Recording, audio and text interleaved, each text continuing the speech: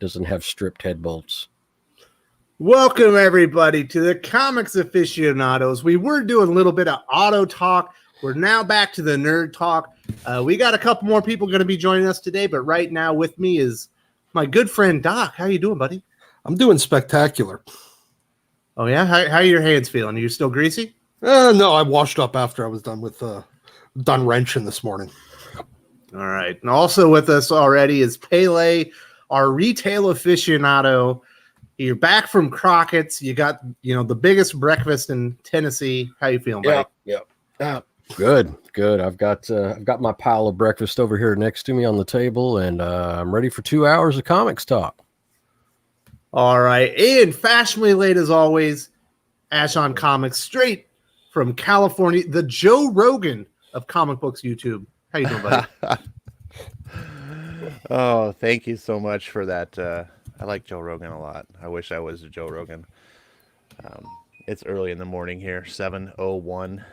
So, how's everyone doing? I think we're all doing pretty good. I believe Second Street Marvel is going to make his first appearance on the channel as well, but I haven't seen him yet. Hopefully he shows up soon because he's supposed to be, he's going to talk about Spider-Man. But before we talk about Spider-Man, there's like one weird thing that Marvel Comics did this year. For some reason, they're attaching their wagon to Al Ewing. Immortal Hulk was, an unexpected bestseller. It started out, I believe, at about 25,000 issues when it debuted. Went all the way up to 65,000 at its peak, and I think it might have even gotten over 70 when they were doing some incentive programs. So CB Cebulski and Marvel Comics decided they were going to hitch their wagon to Al Ewing, that he was a big deal, and they gave him he was the architect for the story in Marvel Comics 1000, like the Eternity Mask and all that stuff. And he's also the architect of the story in the $10 preview disguised as an event incoming. All right, Pele, I know that you were a big proponent of Al Ewing and Immortal Hulk, and you seem to have fallen off the bandwagon a little bit. How are you feeling about this weird occurrence of Al Ewing being elevated by Marvel? They're about 6 months too late on that, as usual. Now these took a big steaming shit in the bed, pardon my language. It's a little late to the ball game on that. He's already, climate change and destroy capitalism, and the fans are like, well, yeah, we're done with this. Oh, but wait, Marvel's going, but wait, we've got incoming. Yeah, no, go to hell. Nobody wants this. So that's just, just more crap from Marvel. I find it really hilarious though that Ewing's talking about destroying capitalism while Marvel's charging $10 for previews. Dude, it's capitalism at its finest. Irony. The irony there is just undeniable. And and it's not lost on customers. They were laughing about it too. So it's like, yeah, you filthy capitalist swine, give us your money. No. And this is where we actually play Alanis Morissette's ironic. Mm-hmm. Real irony, though. Yeah, not like rain on a wedding day. That's not unfortunate. Not unfortunate stuff that happens to Alanis Morissette, but real irony. Yes. So, yeah. So what was the reception to Incoming, this week? That was the big Marvel comic of the week. Oh, yeah. Yeah, well, that was the only comic of the week, just about. We had the Sorcerer, the Surgeon Supreme came out. Venom. We got one of the Teenage Mutant Ninja Turtles Urban Tales. We got it a week early. But I ordered 5 copies of Incoming because there were 5 people that actually wanted it. And they said, I got to have this. I said, fine. You realize this is just advertising and there's really no complete stories in it. And all these stories are going to be reprinted, going to be printed in their respective comics later, but you're going to buy this anyway. Oh, yeah. Okay, fine. I'll take your money. So, I got 5 copies, put them all in their respective, owners' folders, and didn't get any more. All good. Well, I want to welcome to the channel from Second Street Marvel YouTube. Talks a lot about Marvel Comics, Marvel film, Marvel TV. Trinity, how you doing, buddy? Good. How you all doing? We're doing Hey. pretty great. What's going on, buddy? I love your channel. Oh, thank you. Thank you. I appreciate that. I'm hoping this works. Ends up working here. I'm just on my phone right now. I don't have the best connection, but hoping there's no problems. Yeah, you're a little bit quiet on your mic, but I don't know if there's anything we can adjust on that. But you might want to speak up just a little bit because it's really hard to hear you. Okay, no problem. That's better. That's great. Okay. Dope. So, Trinity, we were talking about Al Ewing and Immortal Hulk, kind of being a standout hit for Marvel Comics, and they're starting to throw more things Al Ewing's way. Marvel Comics 1000, he wrote the Eternity Mass story arc in that. Now he's the architect for this week's incoming. What have you thought about Al Ewing this year? Honestly, I haven't really read a whole lot of Al Ewing's work, but I have actually heard, how great of a job he has done with the Immortal Hulk series, and I've actually been quite interested in that and going back and picking up some of the trade paperbacks to read, which is a good thing when you hear so many people talking about how great of a job that he's doing writing those books, especially with I guess kind of what's currently going on, with I guess in the state of Marvel, for the most part, where you got some writers who are doing really good work and just some who are just, I notice a lot of average storytelling going on. And when you hear that there's kind of a writer out there who's doing great work across the board, I think it's something that we should all definitely do what we can to go out there and try and support those things like that. Well, it was good. Then starting at about 24, 23 actually started falling down. 24 was mediocre at best.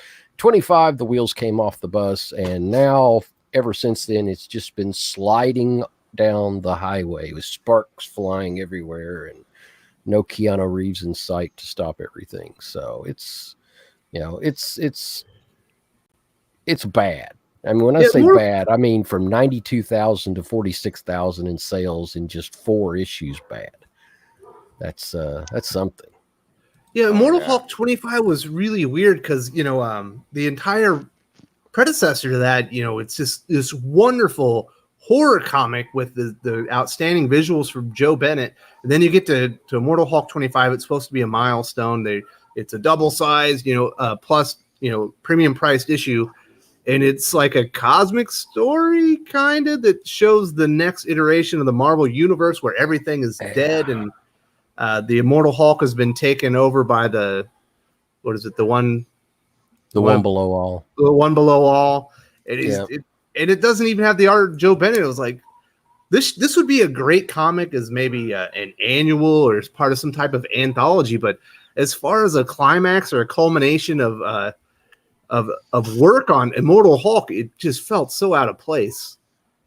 It was really weird. I mean, I tried to defend it at first because I was trying to think of it on a meta level. And I was like, okay, well, maybe I'm trying to see what he's going for here. And I was trying to analyze it, and I was, thinking about, ancient myth, a lot of the Babylonian myth and a lot of the Mesopotamian, and I saw some stuff jiving there, and I was like, okay, well, that's interesting. That's not too bad. And then somebody's like, hey, it's a Hulk comic. And finally it kind of snapped in for me that, yeah, this isn't where this should be. And, kind of analyzing it that way and looking at where it had been heading for the last couple issues. And I was like, yeah, he's trying to turn Hulk into something else. And sometimes that can work. But honest to God, it's just, it's a far, far ways away from the horror roots that made Immortal Hulk a legend over the last couple of years. So I can't really promote it now. It's just, there's always going to be politics in comics. As long as you get weirdos who, the Portland Mafia and stuff like that, they're always going to try to interject something in there. And, as long as it's not in your face, over the top, whatever. As long as the stories are okay and the art's enjoyable. But now it's just like, oh, the evil capitalism and the world's being destroyed. And it's like, oh my God, please just But stop. Immortal Hulk through like 22 issues is amazing. I mean, Oh, yeah. Was it issue 6 or 8? It was. Oh yeah, the issue like, 8 was just. It was issue 8. Yeah, it's just a classic single issue of comic books. Like if you want to pick up Immortal Hulk and see how great it can be, Immortal Hulk number 8, from last year, 2018. That's what I call it. It was my comic of the year for 2018.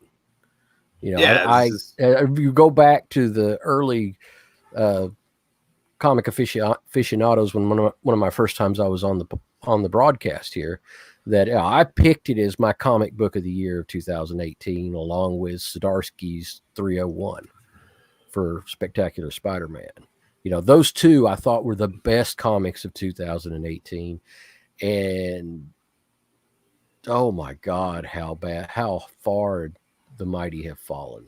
It's crazy. I'd still say Spectacular Spider-Man 301 and Immortal Hulk 8 are probably better than any single issue we even had this year. That's how good they were. Those were like, kind of once in a generation. Those are classic comic books. Oh yeah, excellent reads. Their like is very rare. I think Zdarsky, when he started on Daredevil, was actually really good caliber stuff. Absolutely, it was punching really high up there, and it's still not bad. It's picking up right now. It's There's a great story arc with Wilson Fisk trying to fit in with the upper crust and realizing that he's going to be used. Daredevil is really good right now. Yeah, it's better. It's better than just about anything else Marvel is putting out.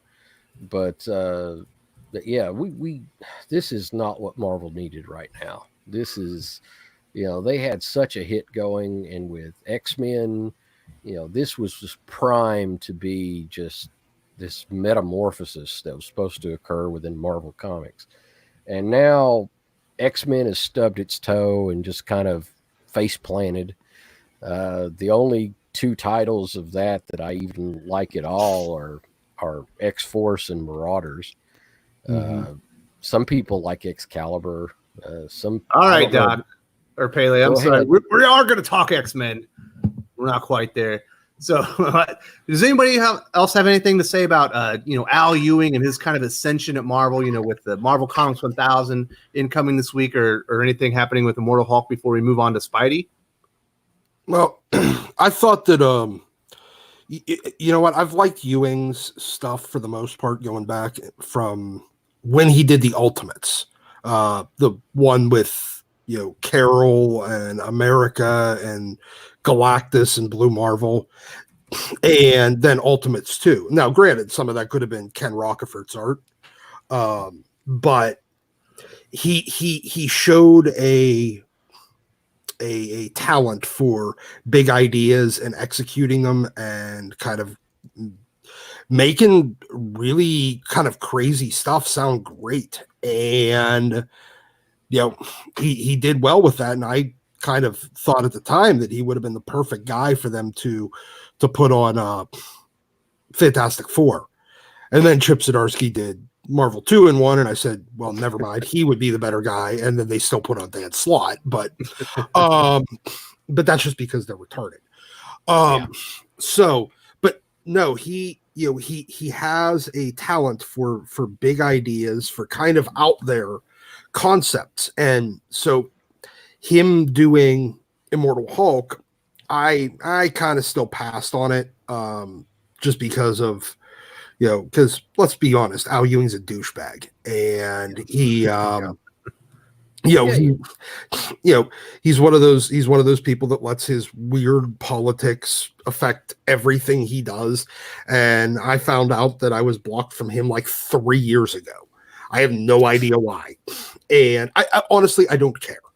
But my point is that he goes out of his way to for every good thing he does, he needs to do 2 or 3 bad, stupid things.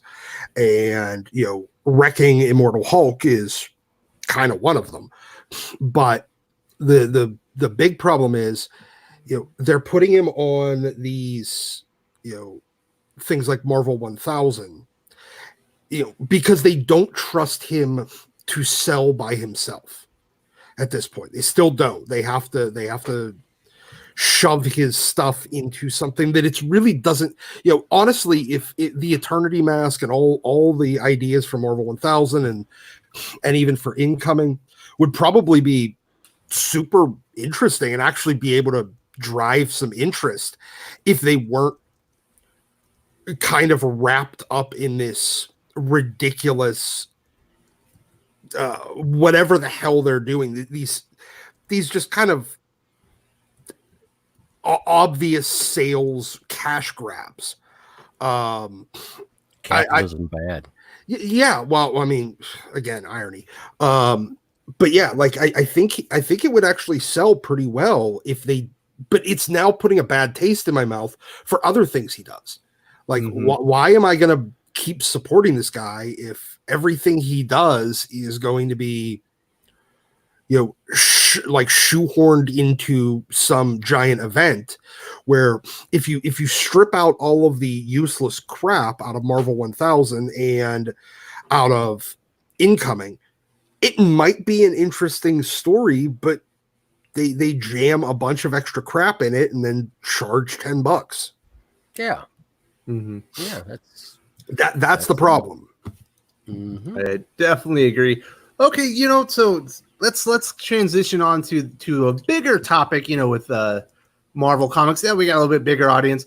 If you're here for the first time, please subscribe to the channel. If you're enjoying the content, like the video, let other people know that this is good stuff.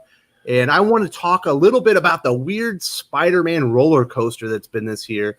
So Amazing Spider-Man has actually been pretty damn good under Nick Spencer. Definitely peaked, in my opinion, with the Hunted story arc. But then, 2099 seems to have derailed it a bit. That doesn't seem to be hitting, kind of like Marvel Comics intended to. But Spider-Man Life Story from Chip Zdarsky, we had a couple people in the comments talking about that, was just a phenomenal series, and really everything you could want from a Marvel Comics miniseries from Spider-Man. Symbiote Spider-Man is a great series from Peter David, a miniseries. And then you have J.J. Abrams Spider-Man, which was huge, which had a bad hype, but even worse execution, in my opinion. It turned out to be a bad story. And then, Friendly Neighborhood Spider-Man from Tom Taylor, who's supposed to be a big deal, is one of the worst comics in all of recording history, in my opinion. So, Trinity, what are your thoughts on Spider-Man this year? Is there one particular story that you loved, or maybe one aspect of the character that you really thought they didn't handle well?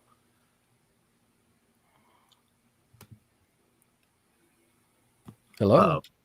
I think we lost. We lost him. Are you there, Second Street Marvel? All right, Doc. What do you think about Spider-Man and the year that he's had? It's a lot of ups and downs. Is there one particular thing that you thought was excellent, or maybe one thing that really disappointed you? Well, I thought Hunted. Honestly, I thought the ASM series was going pretty well, and I actually got kind of dragged back into reading it because it was pretty good. The problem was that the minute it started being able to hold itself up on its own, it and like put a lot of the bad taste, a lot of the bad taste of having Nick Spencer on the title, kind of got worn away by him just doing a good book. And then they promptly started doing all the 2099 stuff and getting all crossover happy and putting it into absolute carnage. And now we're back to the 2099 stuff. And just that's when I dropped it. I'm like, okay, well, you're doing a good story, but you needed to try to double and triple dip on my wallet, and then force me to read other stuff just to keep going on Spider-Man. No, I'm not falling for this stupid trick anymore. Mm-hmm. And I dropped it. And I'm betting a lot of other people did too. I feel like a lot of the crossovers and but okay. Let me, before I go on to a rant about that, I would say that, honestly, that up until probably about issue 26, 27 of ASM, it was really good. It was intriguing. I liked it. The Hunted story was great. But then it got cash grab happy, like everything else, and it went down the tubes. Now, and that's both good and bad. But I'd say the absolute most disappointing thing was probably, everything else. Literally everything else they did with Spider-Man was terrible this year. No, I mean, symbiote Spider-Man's great. Spider-Man. You know what? Yeah, Life Story was good. Yeah, but it was kind of like a flash in the pan kind of thing. But it wasn't going to be something ongoing. Well, what I mean is anything in continuity in current Marvel with Spider-Man was pretty much terrible. You know what though? I actually did like Spider-Man's appearance in Absolute Carnage. I just wasn't going to read any of the tie-ins. So yeah, that was the problem. I mean, if you looked at back 30 years or 25, 30 years ago, Spider-Man had, Peter Parker had the charisma to carry 3 titles easily, and now he just doesn't. And they've watered him down. I don't think it's the character. I think it's the writers that they put on. Yeah, him. well, yeah, I mean, that's completely it. It's you need the one. I mean, the one time you had Spider-Man, his great adventures. You had Spider-Man's life story. His the stories around around Peter Parker himself, his spectacular Spider-Man. Then you had the Web Spider-Man, which dealt with kind of like the blowback and the side stories and stuff like that around what would happen in ASM. And it all worked. It all worked really well, for hundreds of issues. And they're trying to kind of recapture that again, but it just, they can't keep 3 balls in the air with him. And all of it's the writing. I think Spencer did an admirable job for a while, but, I don't think he can keep a title going for more than 30 issues.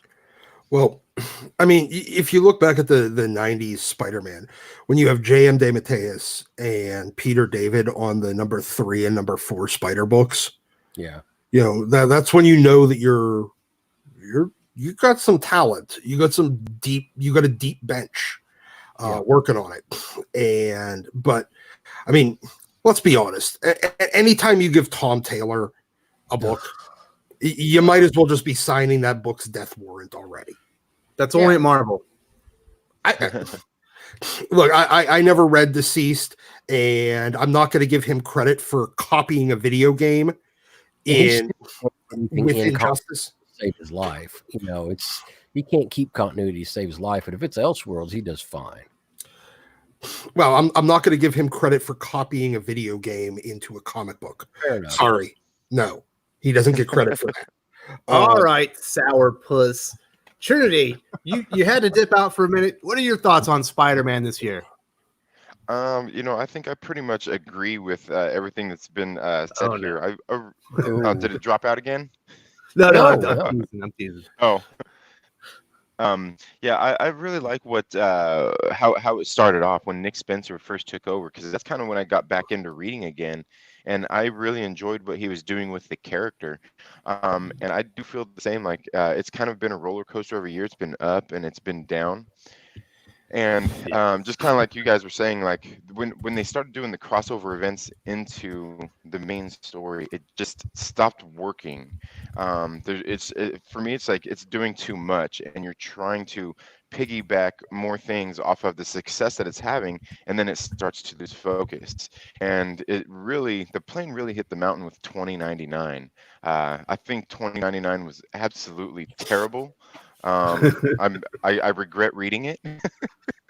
And especially because the meat and potatoes of the story was in Amazing Spider-Man, and that was just an outright cash grab for them to do that with that Yeah. story. Like they were saying, I thought the Hunted was really good. I really appreciate the fact that Nick Spencer brought Peter Parker back into his more classic form instead of what Dan Slott had done with the character, which admittedly I haven't read a whole lot of. But I do like it, and I wish that, and I think they're right too, that you guys are right that Nick Spencer, maybe it's run its course, and maybe it's time to get somebody new on the title. And I hate saying that because I do like Nick Spencer's work, but yeah, here over the past handful of issues, it just really wasn't, it really hasn't been great. And I think a lot of that kind of happened right around the time that all the tie-ins came in with it, with Absolute Carnage and the 2099, and I hope that it picks back up here after all of these events. Hopefully they learn the lesson with that. That it's Mhm. not a good deal to do that. Well, we're talking about Marvel in 2019. Any lesson that the market teaches them, they take the opposite. It's a Yeah. it's a fact. It's a Yeah. It fact. tend to take some odd direction. Ash, I know that you were severely, you weren't really reading Marvel, but there was a Spider-Man that brought you back to the fold. What do you want to say about Spidey?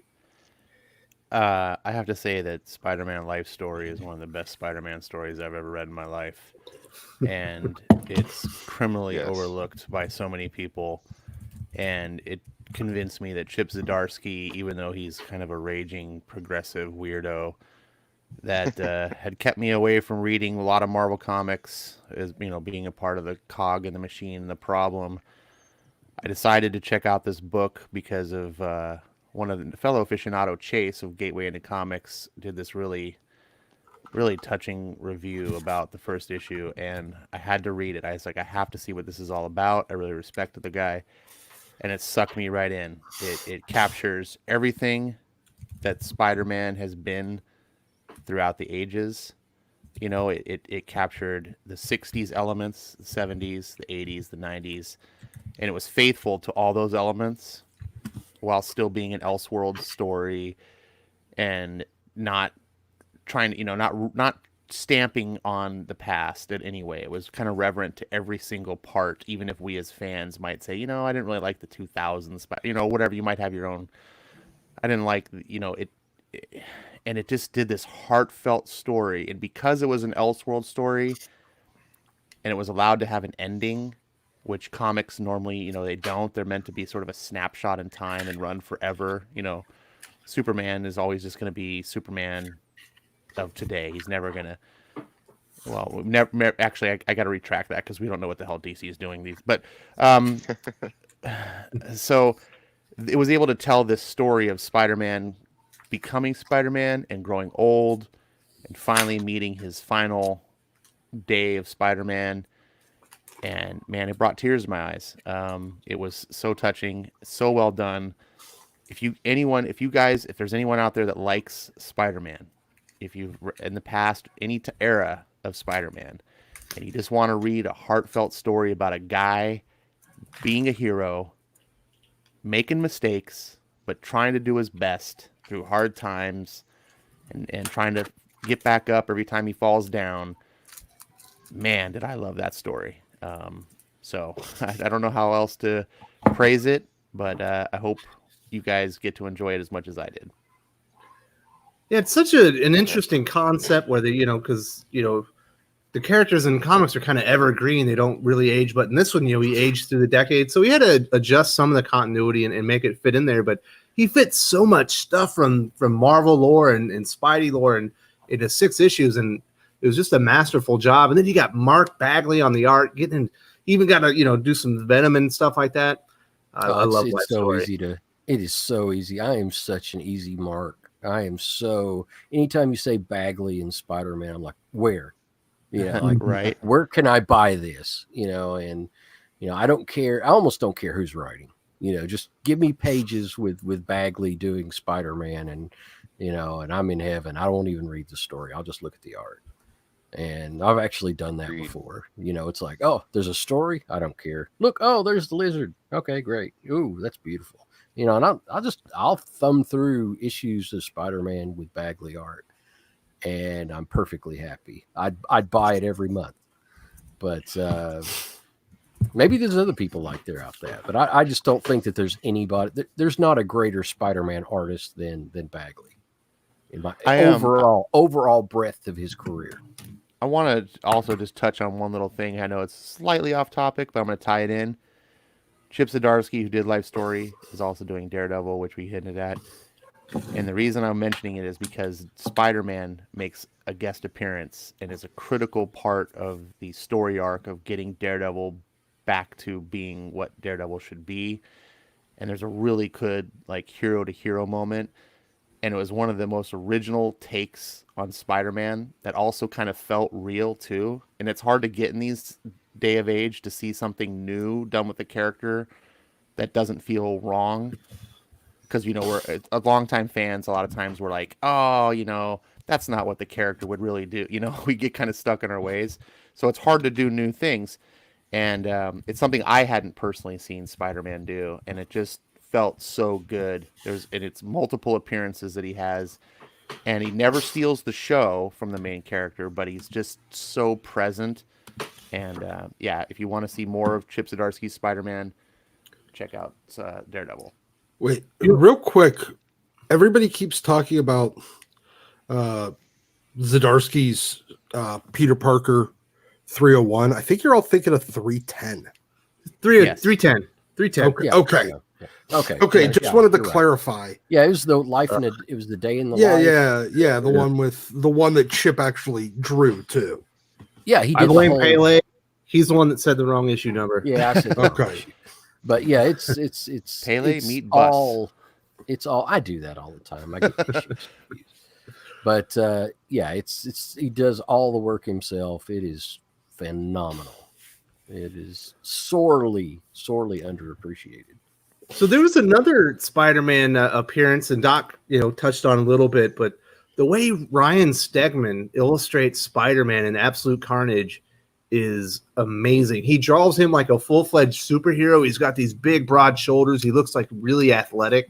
And I really, Peter Parker's been around a long while. He's a superhero. He should have a physical presence. I don't like it when they try to treat him like he's still a teenager and he's gangly and stuff. So I really like the physical presence that Ryan Stegman gave the character. I kind of like skinny Spider-Man. He's kind of wiry, but I'd see him as a very, very, having a corded musculature. Like really, like mostly muscle, all muscle, but not like lifting, power lifter in a gym or something like that, I guess. Yeah, and for me personally, I think I really enjoyed, with Nick Spencer's run. I've always kind of enjoyed when they had Ryan Otley on the book. Mm-hmm. When he's actually drawing the character of Spider-Man, I think it's great. When he's drawing like the human faces and things like that, it's a little more odd. But I'm willing to let that pass because I think a lot of the rest of his art throughout the books has been really great throughout the series. And that's one of the other things I haven't really liked over this past year with The Amazing Spider-Man is how the art has gone up and down with the different writers or the different artists that they've been bringing in.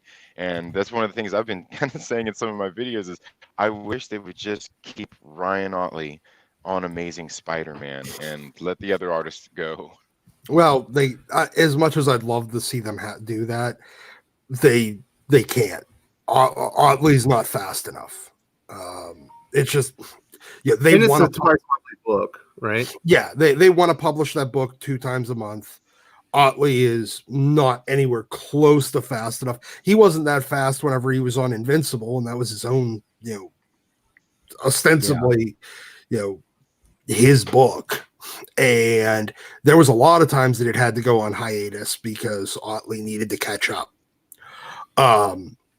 So yeah, he's fast, but he can't even really pull a monthly. Like, he could probably do about 11 issues a year. at his fastest, and Well, I you think can Invincible tell. was bi-monthly, wasn't it? I think Invincible was bi-monthly, but it was fantastic. It's beautiful work.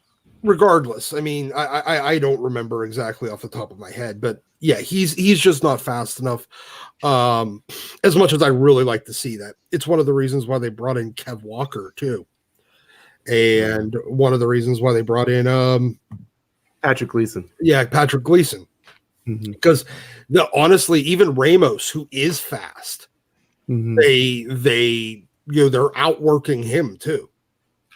Yeah, Marvel's doing that to a lot of their artists. You know what the worst part about that Hunted series, because that story arc was so great, was those HU issues. Oh, Yeah. They stood out like a sore thumb, and just like, what is this? Yeah, cash grabs. Yeah. You know, oh, if you want the backstory, you want some of this over here. No, we don't need that. Thank you. And Well, I that's what wouldn't have got a lot minded of times from customers art. is like, you know, I was really conflicted because I'm like, does the customer want these? And so I put them in anyway. And you know, there's a lot of times the customer be like, do I really need this? I don't know. Do you really need it's Amazing Spider-Man? It's up to you. You have to decide. And then I would end up with just stacks of the HU books over there on the counter. It's something that Marvel. I have a lot of them still in the dollar bin. So yeah, it's like making an album and then including the B-sides and charging for an extra. You know, like making a double album because you have the B-sides. It's like we're gonna charge you twice as much. It's like, just give me the good stuff, like, and charge me the regular price. Yeah, it's you can save the extra stuff for the Japanese import edition. Yeah. But we always had customers. We always had customers that want them all, but you know, online. Sure, there's always going to be, but ultimately, I think it's better. It's healthier for your product. They could have saved all that crap as a trade paperback and just sort of sold it separately. Yeah, and you just put your best foot forward all the time, and I think you guys made a really solid argument for why comics need to go back to monthly, because I would rather have one monthly book with a great artist every month than a bi-weekly book where I get a good artist half the time and then some schlocky guy filling in. Yeah, Yeah, you know, one of the places that they're starting to burn through artists is on this X-Men relaunch. It's just they're double shipping 6 different series, and you know, so I was about to comment on X-Men, but you told me not. Francis Yu, you know, he's a fast artist, and you know, he starts out on Jonathan Hickman's X-Men, and then I believe the next issue is RB Silva, and the next issue has another artist, and then finally Francis Yu is back, and you can't hardly even keep up with it anymore. Yeah, it's almost like Whiplash. You know, you're like, and what's so difficult about that is customers get used to a certain, you know, they get used to a certain art, you know, story. You know, they go from one issue to the next, and it's like, and when it's that jarring, it takes people out of the comic. Mm-hmm. You know, you can't go from Ramos to you know, Tumblr guy. Yeah, you can't go from Ramos to what's his idiot that was doing, you know, Squirrel Girl. Yeah, it's just. Oh man. Oh, I don't remember her name right now. But no, I was talking about the guy that covered for her. You know, they actually literally pulled off Tumblr. You know, actually gave him like Marvel books to do, and it's like, oh my god. Remember when Marvel 2-in-1? Speaking of Chip Zdarsky, it started off like so good, and then they like pulled the artist, and they threw this like horrendous guy. Yeah, they pulled the Valiant. They put the Valiant backup artist on it. It was like, what the heck happened? Well, that's because Copier signed an exclusive with DC in the middle of that book. Oh man, it was stark though. Like you were like, hey, this is really great. By the time it hit the third artist is when I finally I was like, I can't believe this. But we're not here to talk about 2-in-1. Actually, something I do want to talk to Doc about now that you're back is the really weird year of X-Men. We actually, I don't know if everybody remembers this. We had 2 X-Men reboots this year. First, they rebooted Uncanny X-Men. They shipped out 10 issues every week so they could jump into Age of X-Men, easily the worst comic book event of the year. By I'm by thinking far. probably the worst comic book event ever done. Possibly. They threw Kelly Thompson, Matthew Rosenberg. I can't even remember the third writer. Leo Williams. Oh, Oh, Leo no. Williams? Oh, no, No, I'm no. talking about Connie. Oh, you're thinking of Seanan McGuire. There you go. Yes, they had 3 different writers on that book, and it was a complete mess just so they could get into Age of X-Men, maybe the worst event ever, which is highlighted by Leah Williams, the Room-esque masterpiece and awful Extremis, probably the worst comic book story I've ever seen. It's insane. It has to be seen to be believed. It's that bad. And then X-Men Red. It's Yes, worse than X-Men far Red. worse. Oh Far my worse. It's God. actually And worse then- than X-Men Red. And then Matthew Rosenberg was actually kind of hitting it on Uncanny X-Men. He brought Wolverine, brought Cyclops back, was doing some things. Then we got an announcement that the entire thing was being rebooted again with House of X, Powers of X. They were releasing that in 12 straight weeks. That turned out to be amazing. Maybe the best X-Men story in the last 5 to 10 years, depending on who you talk to. Yeah. And then after that, it's been Dawn of X, which is a total mess. Like nothing feels like they're connected like they're supposed to. Other than X-Force, which actually feels like a true sequel or follow up to House of X, Powers of X. But they're releasing those twice weekly. They're burning through artists on that, and now we're seeing all kinds of delays and stuff. Doc, you're the biggest X-Men fan I know. Are you conflicted? Was it a good year for X-Men? No, it was a terrible year for X-Men. It somehow was worse, even with House of X, Powers of X in there. It still somehow became worse than 2018, and 2018 was atrocious. I mean, we had X-Men Red in 2018 and the beginning of 2019, but almost exclusively in 2018. And look, you essentially had 3 reboots of X-Men, because you had X-Men, then you had Age of X-Men, but at the same time you had the Uncanny X-Men getting another reboot sort of at issue 11, because they charged issue 1 price for it again. Mm-hmm. And then you had the House of X, Powers of X, which basically just threw out everything that they had been doing For the last 20 years. Yeah, and then they followed up on it poorly. I don't. It's. I have. Well, let's rank the X titles now as they stand. X-Force is number 1. Fallen Angels is number 2. X-Men is number 3. New Mutants is number 4. Excalibur is number 37. I don't care. Literally Marauders is number 5. And yeah, I was about to say Marauders is better than and every single X-Men reprint is above Excalibur. Yeah. Even the Tumblr fanfic that's technically not with like Scott and Logan boning is above Excalibur at this Scott point. And Logan shipping on Tumblr is higher caliber than Excalibur. Yes. Yes. Yeah, that's true. It's I've got customers that love it, and like, why do you love it? Oh, because Gambit is so in love. And I'm, oh my God. All right, you know what? We gotta hold on 1 second, Doc. Yep. Josh, who's on the channel from time to time, likes to talk about DC Comics. He says, he's got a $9.99 super chat. Thank you very much if you want to help support the channel. Super chats are open. I just got the hardcover collection of House of X, Powers of 10. Should I just read those and stop, or maybe just read X-Force afterwards? What do you guys think?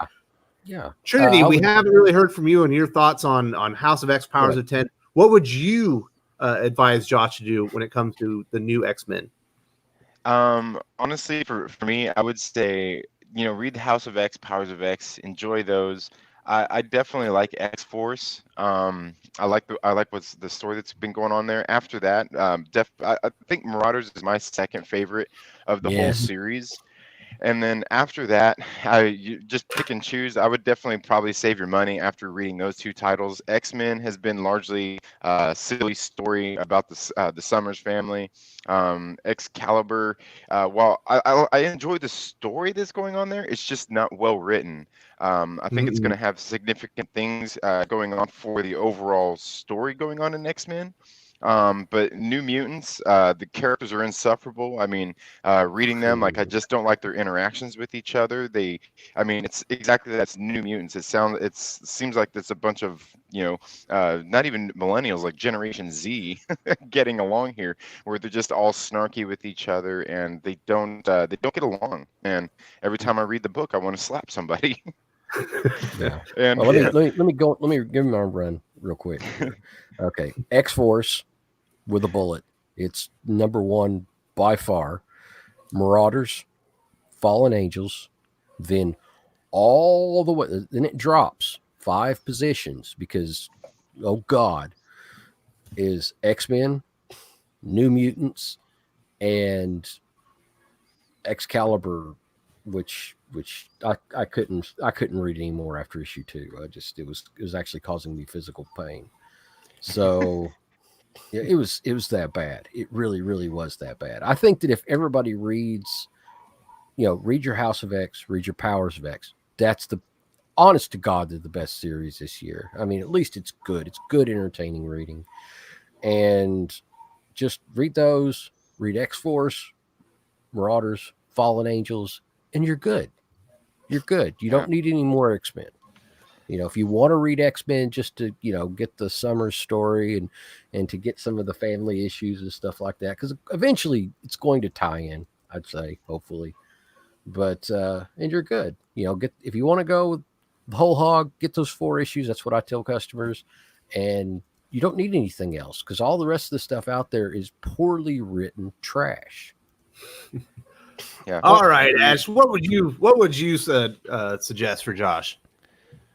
I would suggest read House of X and Powers of 10. That read it, savor it. It starts off a little slow, starts off a little weird. Just trust in the writer.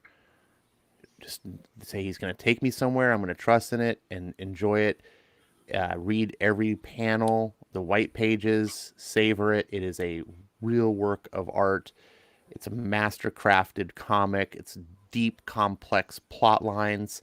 Don't let yourself be spoiled if you can help it, and read it through to the end. And then afterwards, come back to some of this discussion now that you've read the book yourself and make some educated decisions. I think personally, X-Force and Fallen Angels, for my two, for my miles, are the only 2 books worth reading. I put X-Force slightly ahead of Fallen Angels because of the art. Fallen Angels, unfortunately, has some that's the word. Unfortunate art. But if you put that artist on Fallen Angels would be the better book. I think Brian Edward Hill he's surprising me with 3 characters that I hated. I hate those characters. And I read those books and I was like, oh, this is the story I care about. This is actual character development. These are actual heroes. They're actually doing things I care about. I want to know, like, the rest of the books, I just don't. I want to see the New Mutants die in a fire. I think New Mutants 2 is one of the worst books I have ever read. And I've read a lot of Bendis books. Yeah, it caused me physical pain. I was angry after reading New Mutants. I was just like, and then just a self-plug here, I just recently did New Mutants number 3. I did a pretty funny roast on it. So if you want to check it out, which is just a nonsense book. It doesn't even feature the New Mutants. It's like after 2 issues, now we've got all these D-list characters. Like, what's going on? Someone throw Glob into the goddamn sun so everybody stops using him. Yes. Yes. And someone remind everyone at Marvel that Beak was a throwaway joke character by Grant Morrison, not meant to be. Anyways, Marauders is just it's like teenage girl fanfic. All right, Ash. Sorry, not Marauders. I'm gonna wrap it up. X-Force and Fallen Angels. So those 2, X-Men, I don't know, it's on this weird acid trip that Hickman's on. I just don't get. I'm trying to buy into it because it's Hickman and he did House of X, Powers of X, but this is not the same Yeah. thing. Those are the only three I'm even giving attention to. Marauders is just, it's funny, weird. Excalibur is the one I meant to say is teenage fanfic, but at least it's trying to be fanfic. Like it's at least trying, but it's just not good. Yeah, What I don't know. gets me Just about revisit it Marauders- after you read it. What gets me about Marauders is it feels like the weirdness of House of X, Powers of 10. It's kind of like it's going into those weird places that House of X, Powers of 10 went, and I don't mind that. I don't mind that because I think there's going to be payoff, but we'll see. You know what? You make a good point there. I didn't think about it that way, but I think the problem is it doesn't have the skill that Hickman had when he did it. No, it does. I feel like Gary Duggan is just not at all on the same level, and it's just hitting all the wrong notes. It's for me. That's just good enough to keep me buying it. Okay. But Yeah. cool. All right. Hey, Doc, what are your recommendations for Josh after he finishes House of X Powers of 10? Read X-Force. I'd say read X-Men. I got this read the issues of New Mutants that actually have the New Mutants and not the Gen X, Generation Hope. Anything that doesn't include Glob Herman. Read. He's such a ladies' man, though. I don't look. The point is he doesn't matter. He doesn't matter to the story. All of that stuff does not matter. So read the ones with the actual New Mutants, because while they're kind of insufferable, I have a feeling that's, especially with the space stuff, that's gonna matter. Because that book feels entirely just so like it's got multiple personality disorder. Because you're reading one week and it's about the New Mutants in space, then the next it's a bunch of characters nobody gives a shit about on a farm.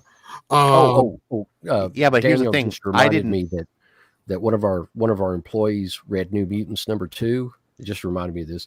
He took it out back and pissed on it Oh my god. and left it laying out there by the dumpster. A And little- like, where did that issue go? New 'Cause we Mutants didn't get that many of them. I New said, Mutants- oh, Oh, good. I got through reading it. But let me finish. But after that, I would skip everything else. I would read the upcoming Wolverine, and I have a feeling the giant-sized X-Men, or rather the average-sized X-Men, or marginally larger than normal X-Men, will be important. But I just don't know why yet. I don't think X-Men Fantastic Four is going to be important, but I believe it's going to be good. I think it's going to pull some Franklin in it, and Chip it's going to Zdarsky. matter with Franklin. Yeah, but I still don't think it's going to matter. At this point, I don't care. Just nothing. Just give me a good story. But that's where I would go for what you read after that. I would stick with X-Force, X-Men, and the issues of New Mutants that have the actual New Mutants, and with the space and the Shi'ar and all that stuff. Everything else, if you open it and it's got, a bunch of idiots running around on a farm, just put it back on the shelf for that week. Jelly. What I would do is I would go back and read Rick Remender's Uncanny X-Force. That book is great. Oh, it is good. Oh yeah. Well, if we're just going to go with what they should do, then I'd say go read everything from 1980 or 1975 until about 2004. That's what everybody should do, but that's neither here nor there. Yeah. Why is Bishop's first appearance still only worth $10-12? Yeah, because there's 7 billion copies of it, and everybody was Yeah, actually keeping But them. still, I mean, what? Spawn #1 selling for like $30. That's movie Going stuff. off the rails. So, back to the mission at hand. Talking about some of the So the highs and lows of X-Men so far, House of X and Powers of 10 really felt like a game changer. I don't know if in retrospect it feels like that's going to be quite what we thought it was. Paley, does it feel like it's a game changer? The characters still feel a little bit off. Do you think differently about the story in retrospect? Oh, just the X-Men in general? The House of X Powers of 10. Yeah, I still think that the characters are wrong. I still think that there's going to become stuff coming out with the whole gold balls thing, and the resurrection process is flawed. And it's going to come out that how flawed it is. So, I think I want to keep believing that. Please, God, let it be the reason that the characters are so messed up, and this weirdness is because the resurrection failure, and we're going to get that fixed in the next lifetime. But I hope. I can only hope. It's got to be it. If it isn't, I don't know what I'm going to do as far as the series is concerned. All the series is concerned. Well, but getting back onto the topic at hand, which was, how did you overall rate the year of X-Men? Oh, I'm sorry. It was really poor. Because that's kind of where we started on this. It was okay. It was overall very poor. I still think it was better than Rosen X-Men. Uncanny Rosen X-Men. Oh, I still think it's better. I think Rosenberg's Uncanny was good from 11 until they announced the Hickman relaunch, and then he just threw a temper tantrum and started breaking all the toys. Yeah, but I don't know. I didn't like the way it started. I didn't care for. There were I think 6 through 10 around through there was good. That was during the But I'm saying though, I don't think I think stuff. Yeah, that was a lot of Kelly Thompson and Seanan McGuire then. So, but yeah, after that, oh my God, you're right. The last part of it, I still think that's worse. Oh, I thought 11 through about 16 or 18 were solid and actually getting really onto track, like back on track for X-Men. When they were all like running out of the basement of the bar, when that was essentially their home base. I thought that was solid. It was, and they were kind of working as like a black ops, work from the shadows type team, and basically imprisoning as many of their villains as they could, try to take them off the board. I thought that was good. I thought it was it echoed back a lot to what Storm's goal of the X-Men was for whenever they were in the Outback. Mm-hmm. So, one of the things I've noticed is, House of X Powers of 10, for 12 straight weeks, just sold. And the sales kept going up and up and up because as the word of the mouth kind of grew and just the fervor for this new X-Men grew. And it seems like Marvel's just like, oh, that's what we missed all along. We just need to release all of our events in 5 weeks. So I don't think that they took it into account that you had a premier writer on a premier IP set where people would get excited if you did something great with it. So now they're like, oh, I like Ed Brisson. Ed Brisson on Contagion? Let's read them. Let's release them all weekly. Nick Spencer on 2099. Let's release them all weekly. Do you think they've, Paley, do you think that maybe Marvel Comics learned the wrong lesson with the success of House of X Powers of 10 and are trying to implement it, poorly on other series and stories?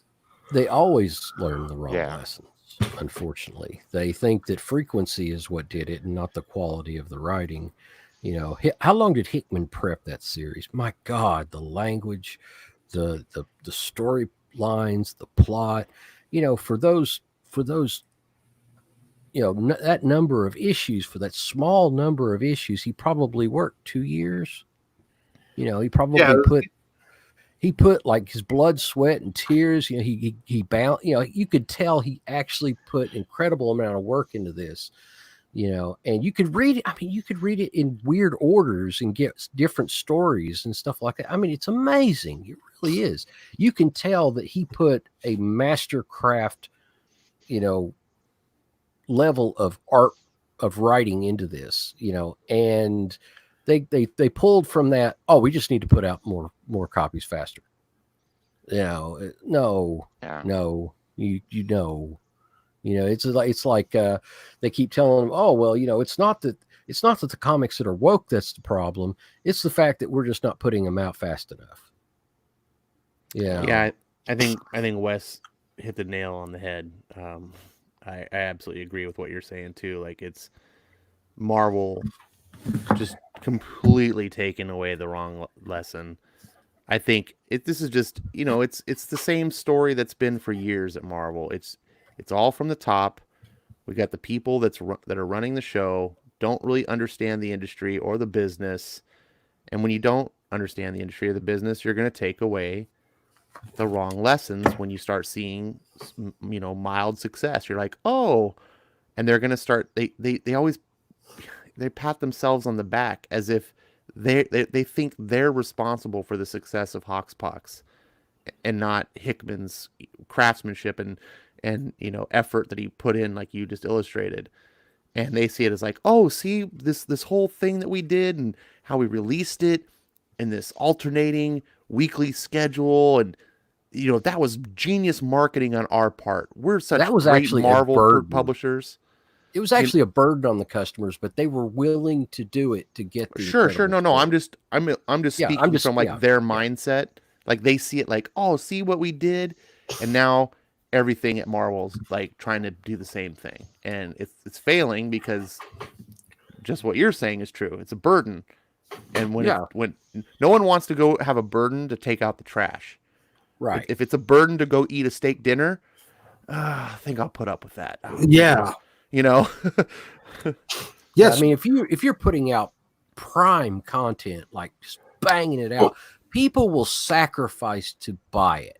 Well, the problem that you're coming to is that Marvel and the comic industry in general makes the same mistake. They have the same problem that the film industry and the television industry have, which is they believe that if they produced it, it is of good quality. No, they refuse to accept the concept that they put out shit. That's the problem that they have. Like, they think, well, it went through our editorial, it went through our producers, it went through writers, it went through, directors or artists or whatever. It went through, the money people. It went through everybody else, and everybody greenlit this. Therefore, it is good.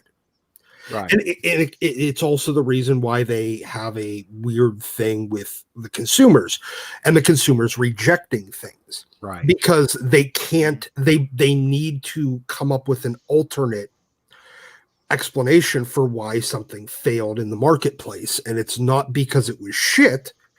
It was because of, well, it was a woman, or it was a black person as the lead. For film they do that, and for here it's, oh, well, you don't like female led comics. No, none of these things are correct. Well, it's like they've got all these pegs over here, and it's a round hole, and let's try the square one. No, let's try the star shaped one. Let's try the oblong one. Let's keep trying all these. But it's the round peg that fits in there. But when they got the peg set, they threw the round one away. That was the problem. They will never come to that conclusion because they believe that if it was produced, it is good. And they also have no concept of degrees of good. Good is good, bad is bad. There is no degree of good. There is no, well, this is better than this, even though both things are good. That more people are interested in this thing than this thing. They've never grasped that. There's no sort of the spectrum of that kind of stuff is lost on a lot of these entertainment producers, and they just won't accept it. So they believe that since they believe that it's not an issue of good versus bad, it therefore must be something else. So all they do is look at all of the rest of the things that they did differently. Yeah. Well, we released it as 2 miniseries instead of 1 weekly miniseries. We released it with 2 different artists instead of 1, but only 1 writer instead of 3 writers. You know, the way that they were doing on like Uncanny X-Men for issues 1 through 10, or Avengers, you know, No Way Home or No Surrender or whatever the hell the first, because they did 2 of these. And they look at them as these, well, what was the difference in the format? That's all that they think that it is frequency, price point, format, or you know, how many writers and artists did you have on it versus quality. They believe that, because it's the same thing when it comes to hiring. As far as they're concerned, Tinny Howard is equal to Jonathan Hickman. They are both writers that were hired by Marvel. Therefore, they are both of equal quality as writers. Yeah. Right. No, I think you're really making a great point. I also think that that you kind of touched on this without saying it directly, but I think you're kind of implying it, and correct me if I'm wrong, but I almost feel like the Marvel heads, they don't see the value of what other people do that aren't them. And by that I mean they do all the administration, they do the marketing, they do the publishing, all that stuff. And so since that's their role, that's the value that they assign to the quality of the comics. The writers are ancillary, the artists, inkers, colorists, whatever. Those are just, you know, that's like fry cooks, right? Yeah. If you're owning McDonald's, you got to have a fry cook. You got to have a person at the cash register. But they're really not important. You just plug them in. It's the real importance of the people who are doing their jobs. And so when there's success, they don't credit success to being like, man, our fry cook is really good. He bangs those fries out and everyone loves them. They keep buying. They don't look at it that way. They look at it like, I'm managing the shit out of this McDonald's, you know, like, Yeah. and that's kind of what I sense at Marvel. And it's like evident with CB Cebulski when he reacted so poorly to both criticism over Age of X-Men, and remember, and the last reboot of Captain Marvel, when people were giving crap, he actually kind of lost it a little bit on social media and for a short time, and kind of that crack showed, and he was going off on fans, and it was just like, whoa, dude. And it's like, these people have a reason. This is horrendous comics. These aren't just like middling, kind of not so good. These were terrible, some of the worst comics you've ever produced. And he just had this attitude of like, it's so great, you know, like, you just don't know what you're talking about. You know, Marvel doesn't make anything bad. And I get that you're the editor-in-chief of Marvel Comics and you got to put on the positive face of the company, but you also don't have to come out and lambast fans for having a negative reaction for a book that you should be able to, it's in your job description as editor-in-chief, recognize is terrible quality that should have never been printed. Yeah. Yes, that's exactly the point I was kind of trying to get everybody to come to. They cannot accurately gauge quality, because as long as it was produced by them, it is of high quality. And they don't see that. They don't accept the fact that they could be wrong. Mm-hmm. That they could have greenlit something that was complete trash. You're right. And if it fails, it's because it was the wrong time of the year, or fans have toxic fandom was outraged and caused it to fail because they're bigots and they don't like women. You know what? That's always some excuse that they make up. Yes, but it's never them.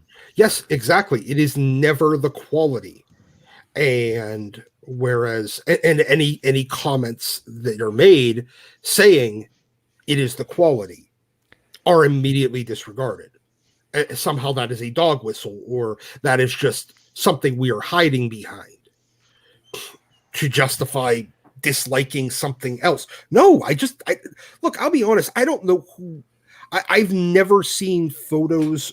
Half of these people you couldn't tell without them actually coming out and telling me who they are. I don't know who the hell any of these people are. Right. I mean, yes, I know who Ta-Nehisi Coates is because, he's a weirdo. If you told me Mark Waid before, say I had never picked up a comic book before, he could be a 6'2" black guy that is a weightlifter, or he could be a 5'4" pudgy balding white dude. I don't know. I don't know. Nobody cares. It doesn't matter. The same with Matthew Rosenberg. The same with, can I guess that Tinny Howard is probably a woman? Yeah. I really didn't know for a long time, and I didn't care. But I don't know. Honestly, honest to God, don't have a goddamn clue if she's white, black, green, purple. I don't know. I didn't know Christopher Priest was a black person until Comicsgate. Yeah. Because it didn't matter. Yeah. It didn't matter until people started throwing it in my face that I was a bigot. Here's the thing, too, about that. It's like they have their friends, and if they like their friends, and their friends are the people that work in their inner circle, then their friends are great. And what their friends can do, they can do no wrong.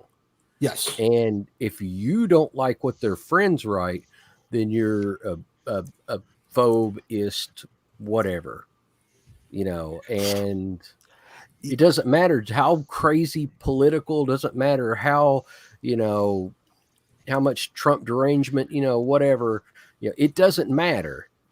You're the phobeist, whatever. And it's mind blowing. It absolutely mind blowing. I would say more liberals than conservatives that shop at my shop. That's a big shock there. I know, but I have conservative customers, but I've got a whole lot of the blue dog Democrat, even liberal Democrat types. That's the norm. Yeah. But even they're like, this is nuts. What the heck is going on here? These people are losing their minds. And I said, yep. It's been that way since 2016, and it's only gotten worse. But I guess my point on that was that nobody knows who any of these people are. Mm-mm. We don't know if they're straight, gay, black, white, Asian. Nobody knows. You can guess. So nobody cares enough. We just look at a book and say, is this shit? Or is this good? Mm-hmm. And their absolute refusal to ever accept the idea that, hey, we produce shit is where their flaw is going to remain. Again, you could look at the response from the Sonic movie. From the original trailer, and everybody goes, this is shit, and they lost their minds. Yeah, but the production, they changed it. Yeah, but the production company went, and that was why it was so refreshing, because you had somebody in entertainment actually accepting, hey, maybe this is shit. Yeah, the director actually came out. The director actually came out and said, thanked the fans, said, hey, I listened to you guys. You guys were right. I went back and changed it. And it made fans feel like, hey, our voice somebody matters. Listen to us. Wow. And to Doc's who's lost their bloody minds. To Doc's point, my God, you listen to the mouth breathers.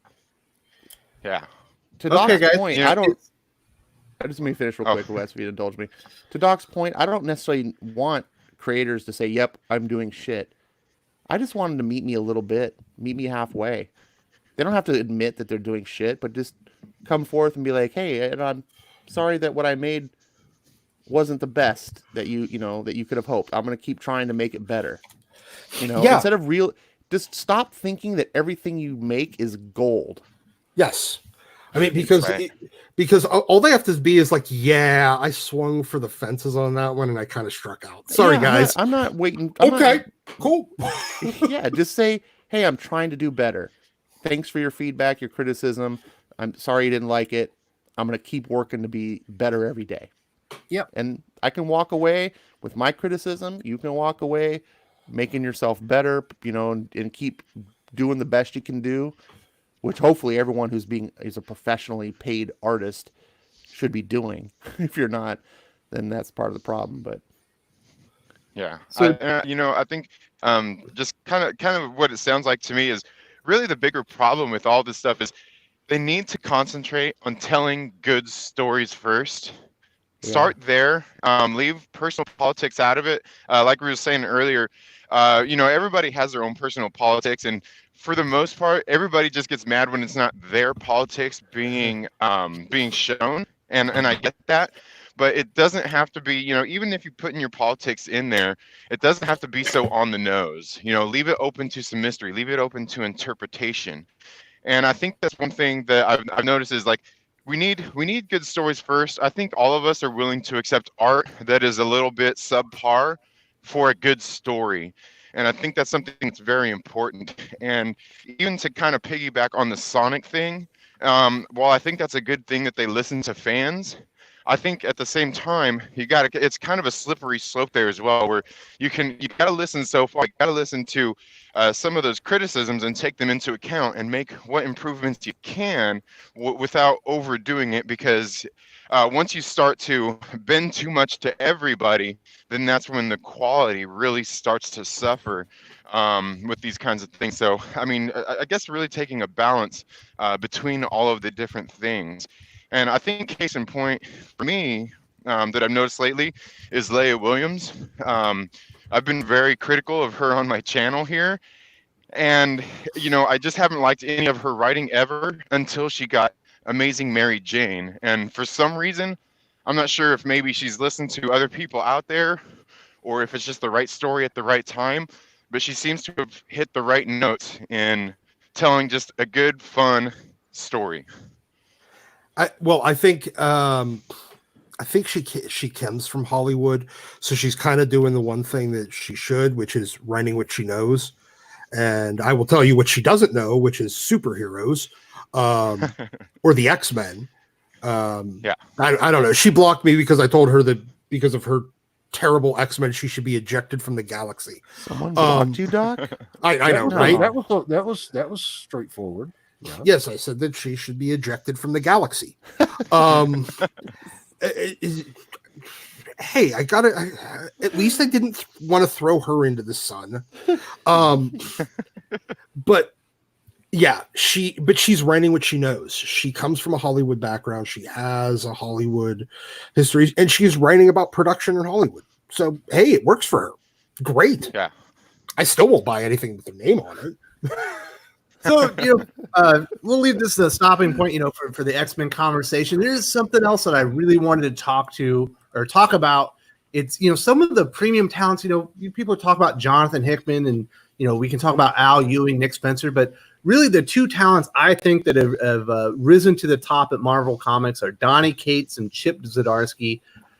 Donny Cates this year, had his Venom has been excellent with Ryan Stegman.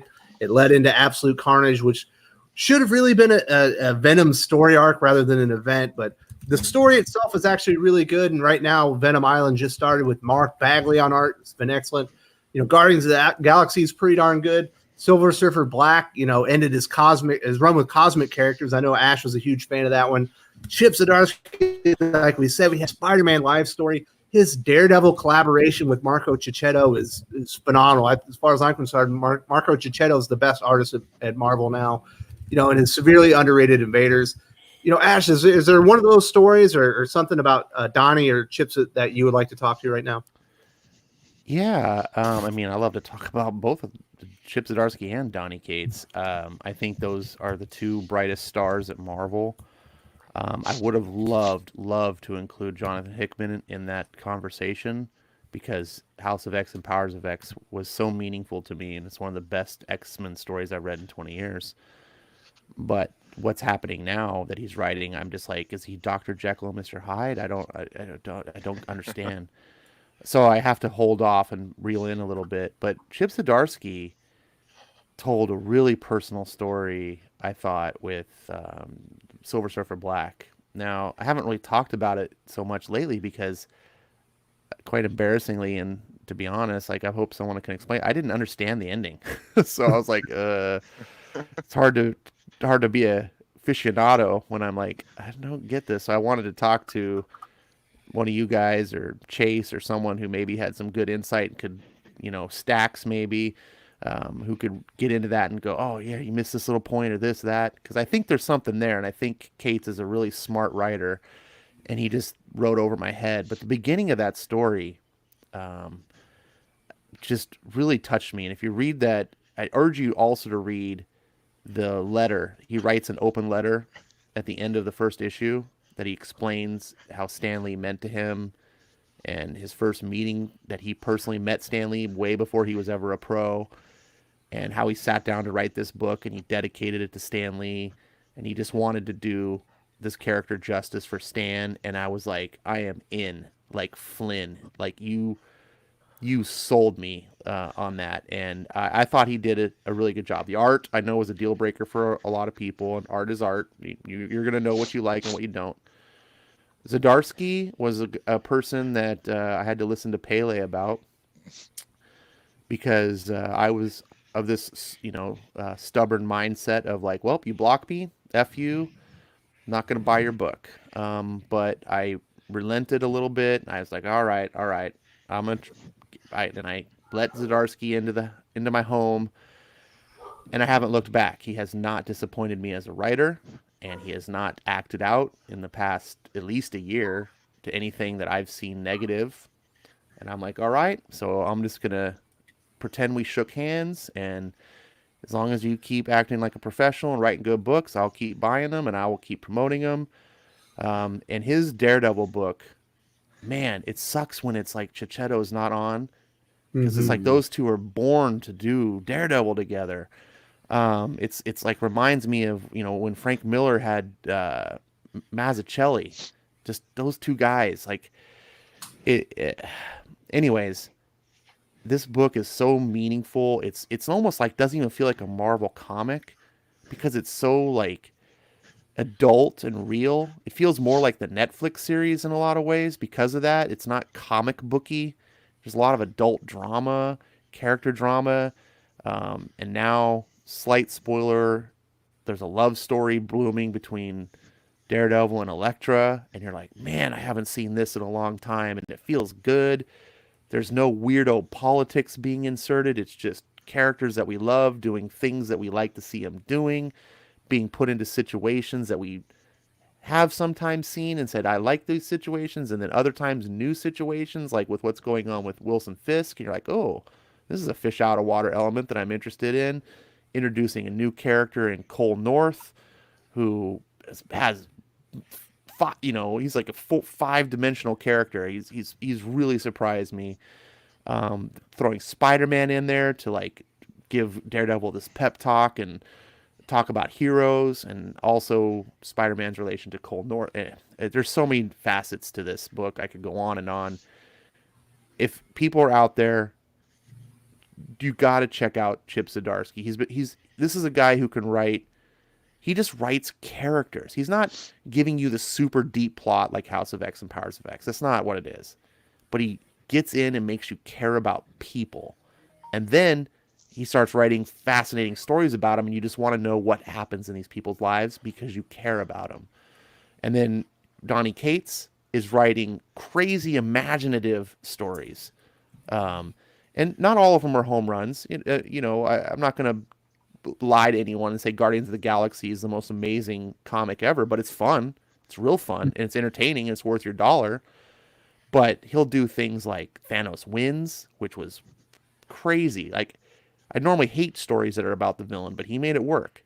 And things like Cosmic Ghost Rider, which was goofy, wacky. It's everything you wish a Deadpool was, but it's not. He's all over the place, but he's so imaginative. And even when he misses, you're like, good swing, Donnie.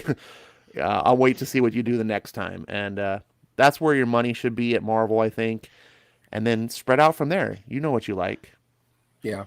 Yeah. Yeah. I think that's largely the point there is they're these creators, you know, where they bite us sometimes because they don't like our feedback. I don't think that we need to stop giving them feedback. You know, Definitely not.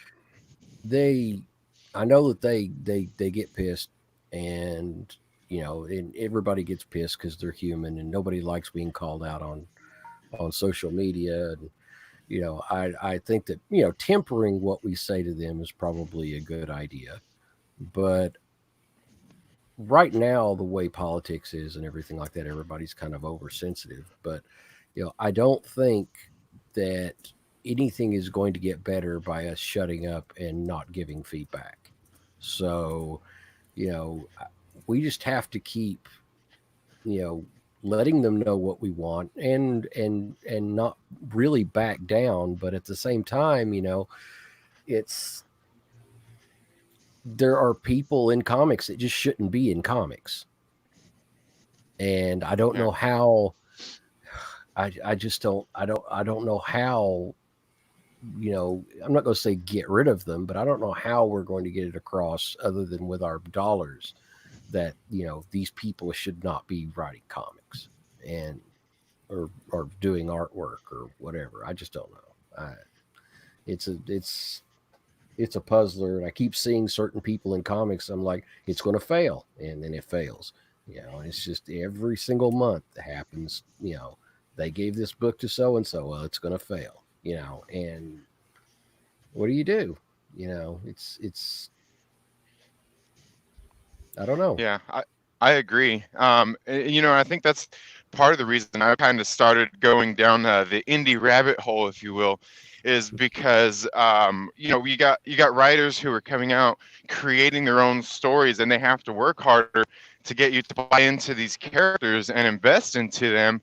Where if you bring somebody who has who's just a writer, like a Ta-Nehisi Coates, or some of these other writers out there, and just bring them onto a story with pre-established characters, they don't have to work hard to get an audience, to get people to invest into their stories and to these characters that they're writing, because the audience is already there.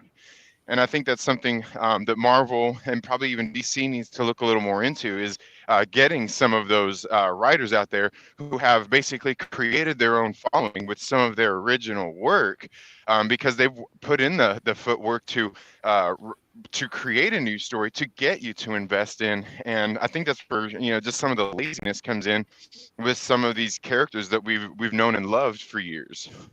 Well, the problem, though, unfortunately, is that Marvel, and to a lesser extent DC, but mostly Marvel, burn their bridges with a lot of these guys. I mean, these people that you're talking about over, Jeff Lemire's doing great stuff in indie scene. Rick Remender, Brian K. Vaughan.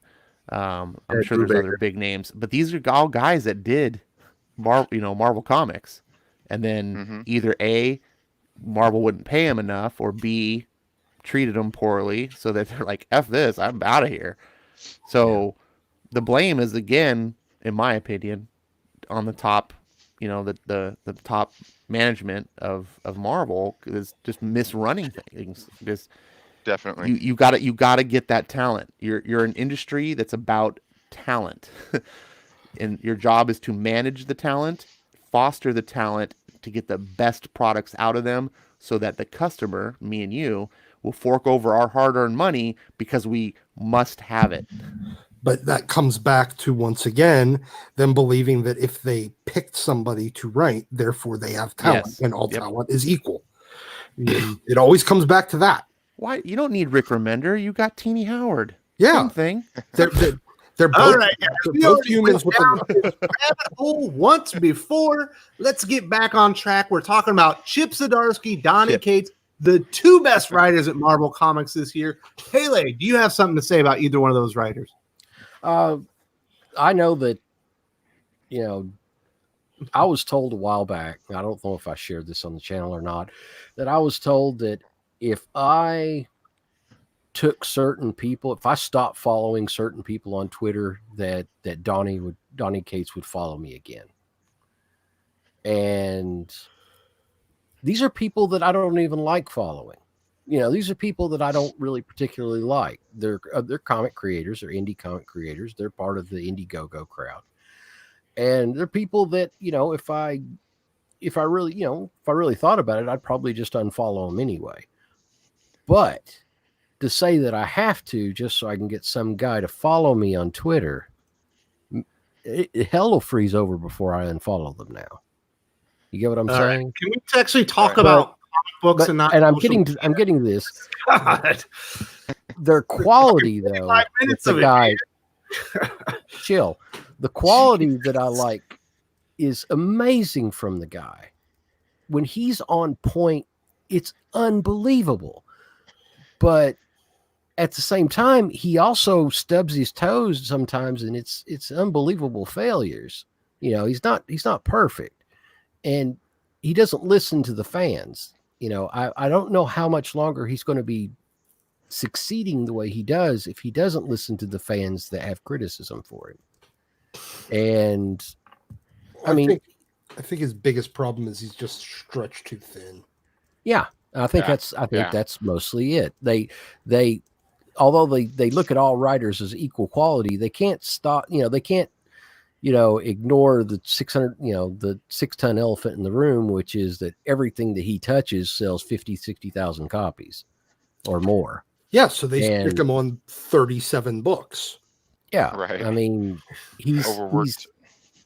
The best thing they could do for him right now is just make him editor-in-chief and let him control the direction of where Marvel's going. Yeah, I think we're coming back to that thing where, while that might be a good idea, I mean, let's look at Jonathan Hickman and his handling of the X-Men right now.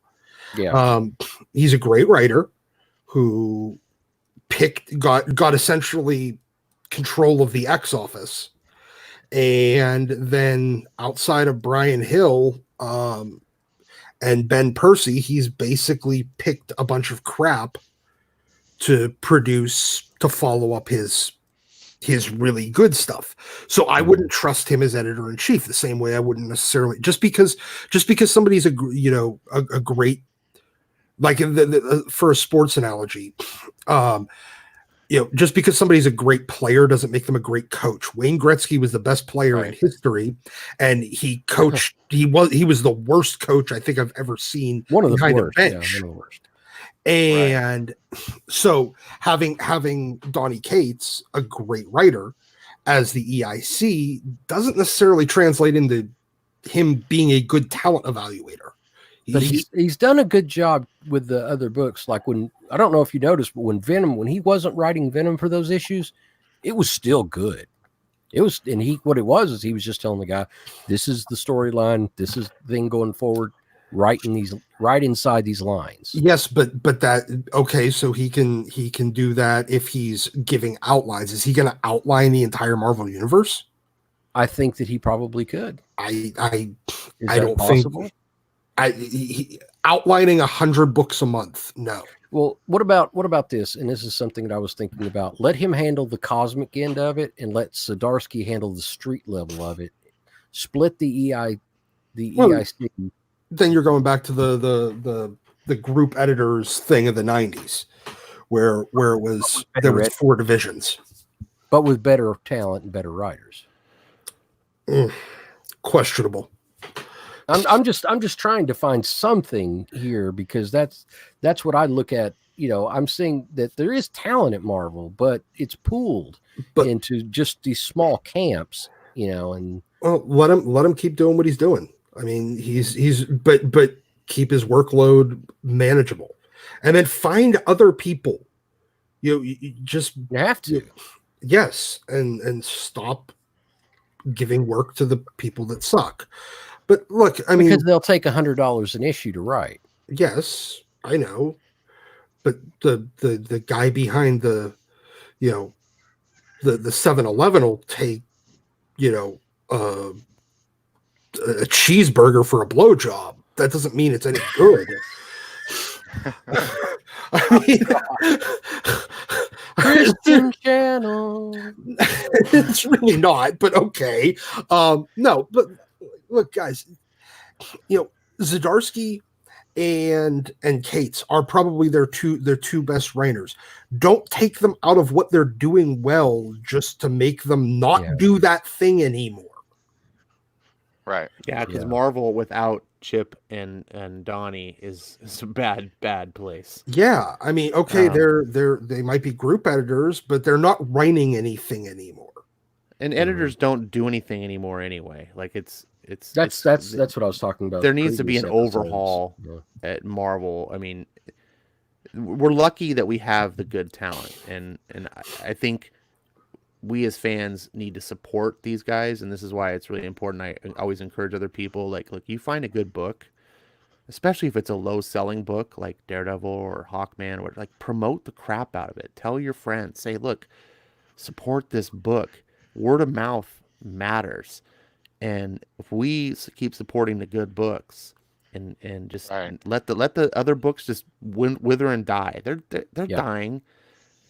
That's what matters, and I think that's how we get good comics back, because it has to be worth it to Marvel to pay the talent what they're worth, so they'll keep writing for Marvel, and not realize that they're worth more and can sell more books over at Image, or that they can, get paid a whole hell of a lot better to go be a showrunner in Hollywood, like Brian K. Vaughan did, or that. Because really, what like losing Brian Vaughan came down to the fact that he got hired for Lost. Once he got hired for Lost, he was done with comics essentially, and he was definitely done with corporate comics. He was only going to do whatever creator-owned thing he wanted, because that was just fun for him.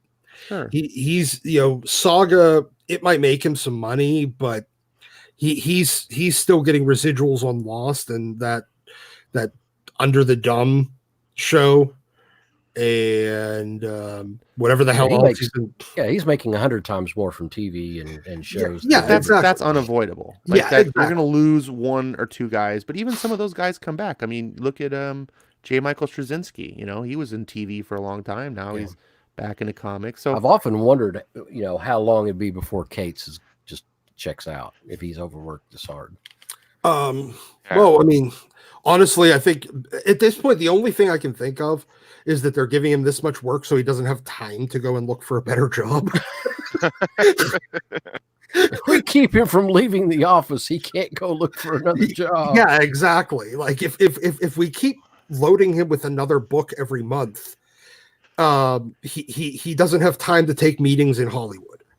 But honestly, they keep the guys that are good writers writing, support them, keep their workload manageable, pay them. And see, the problem we're going to come into with what Ash was saying on, let the bad things die. Because the only problem we have is you have people like, like Salad Man, who every time we let his books die. Yeah, we and then they just promptly give him another book. The minute one dies, he gets another one, and another one, and another one, and another one. The same way with people like Tinny Howard. Yeah, but the problem is any comic that Salad Man has written, has any of them ever recovered? No, because the problem is when Marvel's failing across the board, it contributes to the idea that you illustrated before, that it doesn't really matter who's writing the books. So if you pull Dan Slott off a book and then you replace him with Teeny Howard, and it doesn't really matter because no one cares, and every book sells like crap, then you're not going to see a difference. This is why it's important to really support the good guys, because all the mediocre Tumblr writers are all going to just look equivalent to each other, and they're not going to rise to the top. But we as consumers need to really just support the good. And we as a whole, we don't that well. We're pretty bad, especially when it comes to Marvel comics. We're like, they put this crap person on it, but I really love this character, so I'm gonna keep buying it. It's like That's the main problem there, because it's like everybody keeps talking about, well, you need to buy indie comics, you need to buy, and there's some that are just fantastic, but I love the characters. I love Doctor Strange, and I know that Mark Waid is writing, and yeah, sometimes I buy it anyway, even though I can't stand Mark Waid, because I just love the character so much. And every time I'm disappointed, because after a while it's like, oh God, this is this again. It's like the Surgeon Supreme that came out, oh God, that was mediocre. Yeah, like for instance, what people should be going out and supporting right now, Punisher Soviet. You got Garth Ennis back on Punisher. A lot of us have been screaming that to get somebody like Ennis back on Punisher. Jesus Christ, I can't talk. Get Ennis back on Punisher for how long now? And now, granted, they only made it a miniseries, but it is very, very good.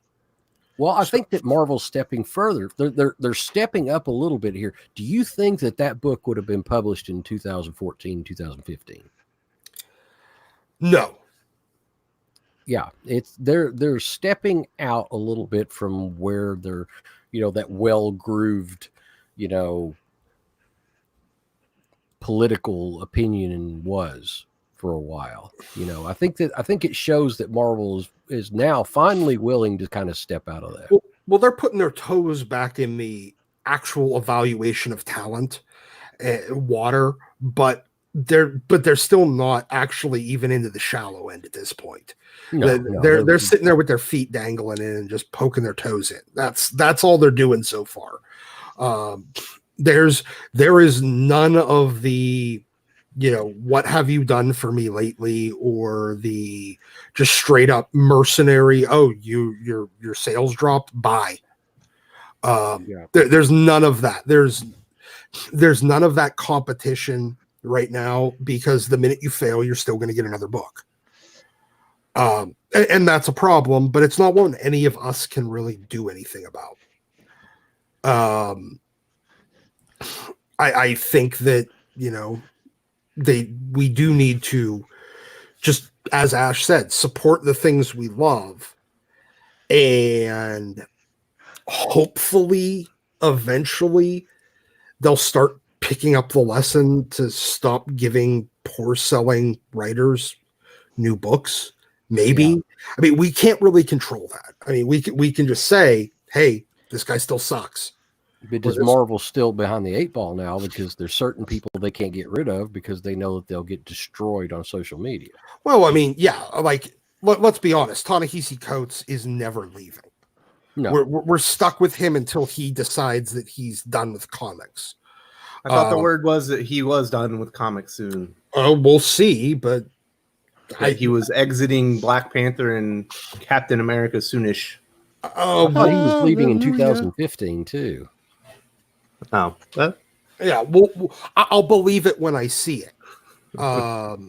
Because last time they said that he was going to be leaving Black Panther, they just relaunched Black Panther with him. That's it. Yeah. And then gave him also Captain America. So oh god, we'll see.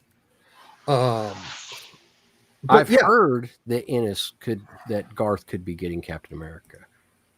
Garth on Captain America would be absurd. I don't know if that terrifies me. Really? That legitimately terrifies me. Take no prisoners, Captain America? Yeah, but that's what I heard. I heard through the grapevine. I was going to mention this today, but yeah, that's what I heard through the grapevine, is they're getting preliminary scripts from him to look at. Yeah, I'll look, unless it's John Walker back as Captain America, I'd be utterly terrified of Garth writing Steve Rogers. It would be something. I don't know if it would be great, but it couldn't be worse than Coates. It would be the perfect, if you were gonna do that, it would be the perfect time, because if you put Garth after a pretty good writer, just even a mildly competent one, it might be weird. But the way Coates has destroyed Captain America, like, you have nowhere to go but up. So now is like the perfect time to get an audience to accept and just go, you know what, this is some really good shit, because the other stuff was so bad. I would prefer Patrick Gleason after Marvel Comics 1000. Sure. I'm just making a case to support how Ennis could maybe. That's work. what I heard. That's what I heard. Take it for what you will. But I did hear it from a fairly reliable source that did nail the Hickman thing on X-Men.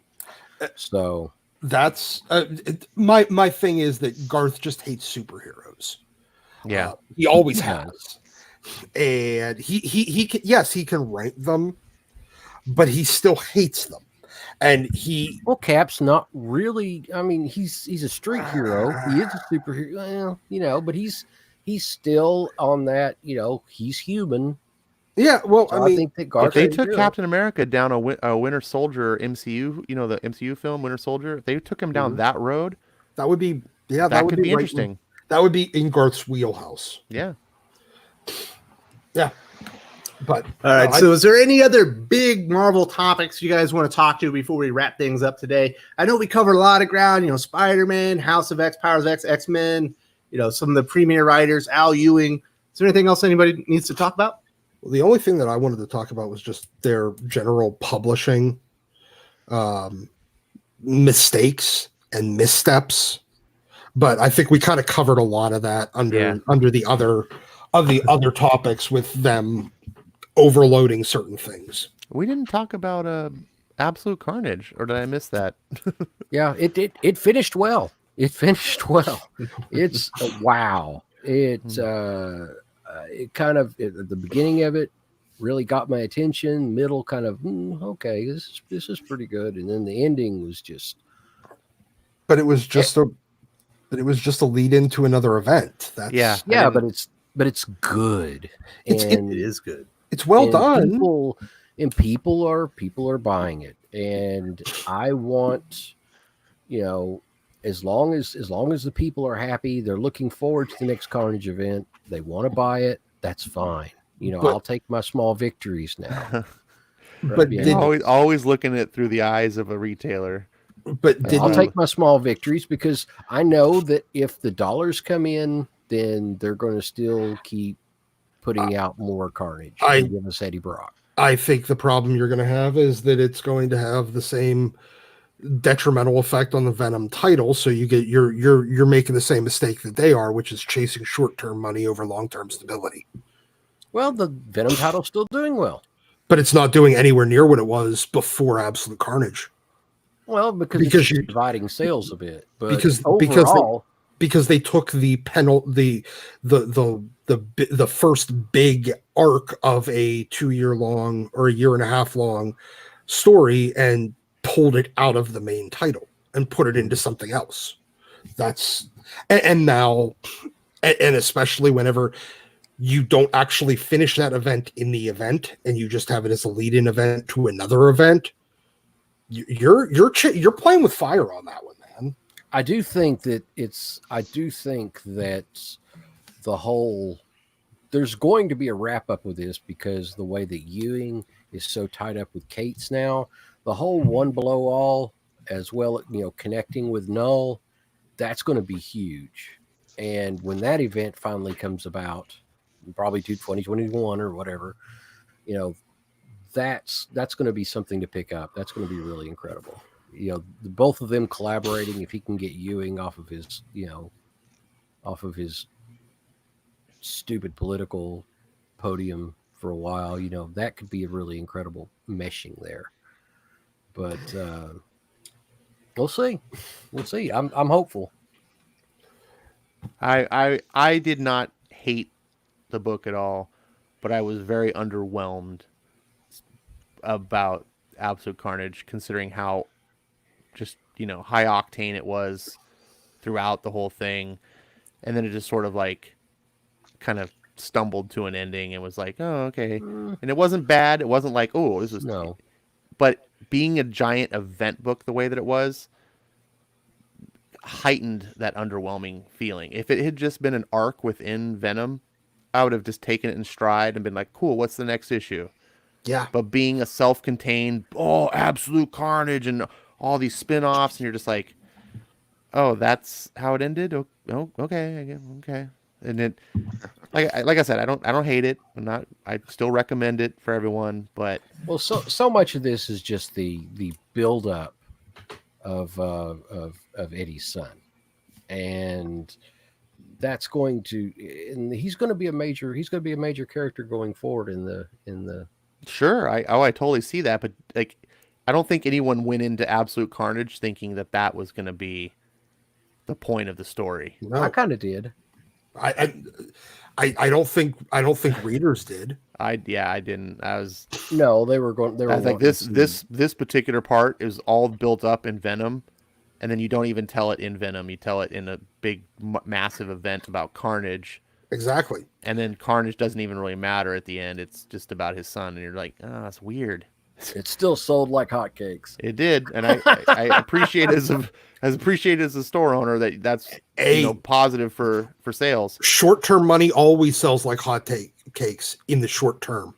Yeah, but it always. I see what you're saying, but I'm appreciative that at least in this instance, Marvel did kind of give the customers what they wanted. So they wanted more Carnage. They wanted more, they wanted another event with Null. No, we didn't want an event. We wanted Venom to continue. Well, yeah. I'm just saying the general Venom and Carnage fans out there. There's a lot of Carnage fans. So there are. Venom tie-ins were actually pretty good, but yeah, it kind of the War of the Realm tie-ins to Venom are what really killed me. that's terrible. Yeah. War of the Realms, like that cost me Avengers. I stopped reading Venom during that story. Yeah. Events in Compared to general, War of the Realms, Absolute Carnage was a masterpiece. events in general are what killing me for Marvel. Like, I read the Doom 2099 issue just because it had Zdarsky and it was Doom, and I was like, this is a good, solid one-off story. I really appreciate it. I have zero interest in any of the rest of the 2099 stuff. Zero interest in this incoming thing. Like, it just one after another. It's just like now they're not even back to back anymore. They're starting to overlap. Like, we're really having like 2099 with whatever that's the annihilation thing that everyone's already forgotten. It's not even, is it even over? I don't know. And now it's incoming, and I'm sure that'll be halfway done by the time they start the next event. And it's like, you don't even have time to care. And it's just, I don't think Marvel even wants you to care. I think they just want you to keep you buying the books. And it's like, look, I do want to care. I want to Incoming read is a Venom. prime I example want to of read. You just slow down and let me care about the books and stop with the events. Or just do one a year. Make your books good. Yeah, that's for the long-term stability. The problem is they don't think that there is a long term at this point. So it's chase the short money, chase the short money, chase the short money. And they've been doing it for 6 or 7 years now. It started with variants, then it went to events, then it's continued with variants and events, and then it went to event variants and crossing, like overlapping events, and then now they're doing the annual one-shot ad book for $10. It's honestly, if they would have kept Absolute Carnage in Venom would be selling at 120 grand, 150 grand. Going into Spider Island, it wouldn't have been people come in, read Absolute Carnage, then don't continue reading Venom.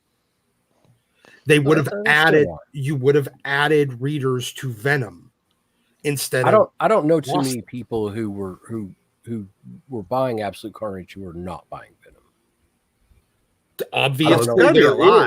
Obviously there is, because Absolute Carnage outsold Venom almost 2-1.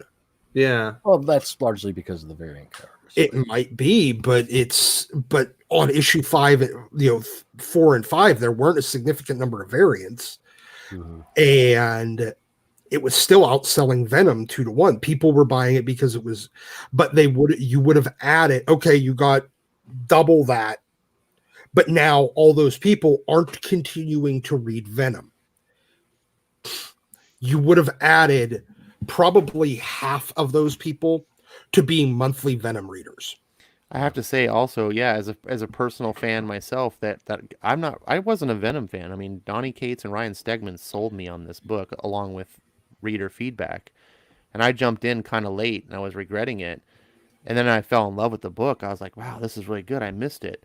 And now with the Absolute Carnage, which I did enjoy, and especially the beginning, started off with a bang. It's a fun comic. It's worth your money. It's great art, good writing. And now I was like, oh, but Venom doesn't have Ryan Stegman anymore because he's off doing the event book. And I'm like, okay, but he'll be back when the event's over. And now I'm like, no, he's not even coming back. I'm like, where's he going? What happened to my Venom? Like, he sold me on this book, and now it's like I feel the rug's pulled out from under me. And now I'm wondering, well, how long is Donny Cates going to be on the book? And I just don't like that feeling as a fan. I want to know that I'm buying into a book and I'm going to get for at least a reasonable long haul, So I don't know what's best for the business. I know what's best for me as a fan, and that's what I want to see more of. What's best for the fan is often also what's best for business. Yeah, that's maybe in true. the long term. So, do we want to talk about Stan the Man's birthday? Yeah. Yeah, sure. So, happy birthday, Stan. Happy birthday. Happy I birthday. feature him on every video. Happy birthday. So, does anyone have anything they want to say about Stan Lee and what they think his contributions were to the comic book industry? Stan is the original carnival barker of comic books. He's the guy that made it into a thing that wasn't just for kids. He's the one that went out and actively tried courting the high school and college era age kids, the teenagers. And his enthusiasm for comic books is what I think turned it from being a child's pastime into lifelong pastimes for many people. I think that's one of the things that we're going to miss the most about Stan is his infectious love for comics and how that, as the pitch man for Marvel Comics after he put down the pen, nobody loved comics more than Stan Lee, and nobody was a better ambassador for comics than Stan Lee. And there'll never be anybody like him, and I don't think anybody will be able to pick up his mantle and move forward. But as long as remember what he said in the soapbox is, in every issue, that same message always rings through. If as long as the heroes keep being heroes, there'll always be good comics. And I think that's a problem we've seen in the comic industry is the heroes largely forgotten how to be heroes. Yeah. So Yeah. I think it's the humility that he brought to the industry and in the stories that he helped foster and tell. Realizing that, just like I said, the humility and realizing that we're all human, and even these characters have that same human quality, and just trying to realize that there's really something there for everybody, and stories and messages that kind of resonate with everybody. And obviously, the industry is really hurting, especially Marvel Comics, without him being there, helping kind of foster in the new age of storytelling with these characters. I think it's going to be sorely missed, and and it's going to affect definitely Marvel Comics and the industry overall. It's definitely I remember missed. one story real quick. I've met Stan twice in my life, and the first time it was he's very gregarious. He's much younger, And you could have pictures taken with him, and I've got a picture taken of me with Stan. And when he was much older, though, the second time I met him, it was only about 4 or 5 years ago, and I was told, don't touch him, don't, you can say hi and stuff like that, but don't, nothing, no big questions or anything like that, just sort of stand in line, get your signature, move on. And I got up to the front and I was trying to think of what to say, and I just said, there's no one that has ever lived that has had more of a positive impact on my life than you have. And he just kind of set the pen down for a second. He looked at me, and I was like, "Oh God, what have I done? I'm going to get yelled at." And he reached out and he grabbed my hand. I was not supposed to touch him. He reached out and he grabbed my hand and he shook it, and he said, he goes, that's what we like to hear. I never get tired of hearing things like that. And I was kind of looking around because I was like, I'm not supposed to touch him. Am I going to get in trouble now? But and the guy was doing the handling wasn't very happy about that. But I was like, I didn't reach out for him. He wanted to shake my hand. But and that's kind of what Stan was like. He got a lot of stuff over the years. A lot of people wanted to talk to him over the years and all that kind of stuff. But I don't think that he got that type of feedback enough. And especially in the end part of his life, when he was basically, a trained, just trained to write and, and get to see the next person. And I feel bad about that. I do. I think that he was misused at the end. But I also think that he knew how important his creations were to the world. And I don't think there'll ever be anyone else like him. And I don't think that there should be. He did what he was placed on this earth to do. And if all of us could do just as well, then I think the world would be a better place. One of the things I think that he kind of brought to the table that's severely missing nowadays, he brought a standard to Marvel that if you're going to draw Marvel comics, they need to be drawn this way. This is how we do our comics. This is how we write our comics. This is how you, intro and stuff like that. And I think it really brought a sense of continuity and a minimum standard. But when you were opening a Marvel comic, you were getting this good of a comic at a minimum, with what you're getting. And I think that's one of the things that's really, missing nowadays is there's nobody there that cares enough about the product to make sure that everybody is kind of on the same page and is presenting at least $4 or $5 worth of quality for every issue. And I really wish, someone had that mentality like Stan did. Yeah. That's a great point. CG Raven in the chat talks about him also as being an editor, and that was a point I wanted to make, which kind of piggybacks off what you just said, Wes, is the standard of quality. But we a lot of us know Stan as the ambassador and the things that he brought in the later years, but his contributions to I don't want to say the early years of Marvel, but sort of that silver age where Marvel really started falling into its own, and setting that tone for Jim Shooter to take over and become the Marvel way. That's what it used to be known as, is, comics the Marvel way. And it was synonymous with quality. As a comic collector, you were like, yeah, the Marvel way is the best way. And it was just like, that's what you wanted to see. And if you ever take a look at any documentaries or get to see behind the scenes stuff of what Stan was like as an editor, he wasn't the friendly old guy that we fans know him as. He was known as a little bit of a hard ass, but he could manage that, and that was kind of the beauty of it, right? He could be hard, a boss when he needed to be, but he could maintain absolute professionalism and humility to the fans. He didn't have to go around and shout at anyone.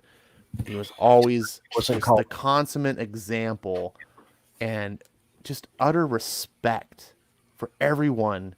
Just listening to Pele's story, I mean, you can just tell, like, he just respected everybody that read comics And those even that didn't, he was trying to win them over and show them this great thing that we all love.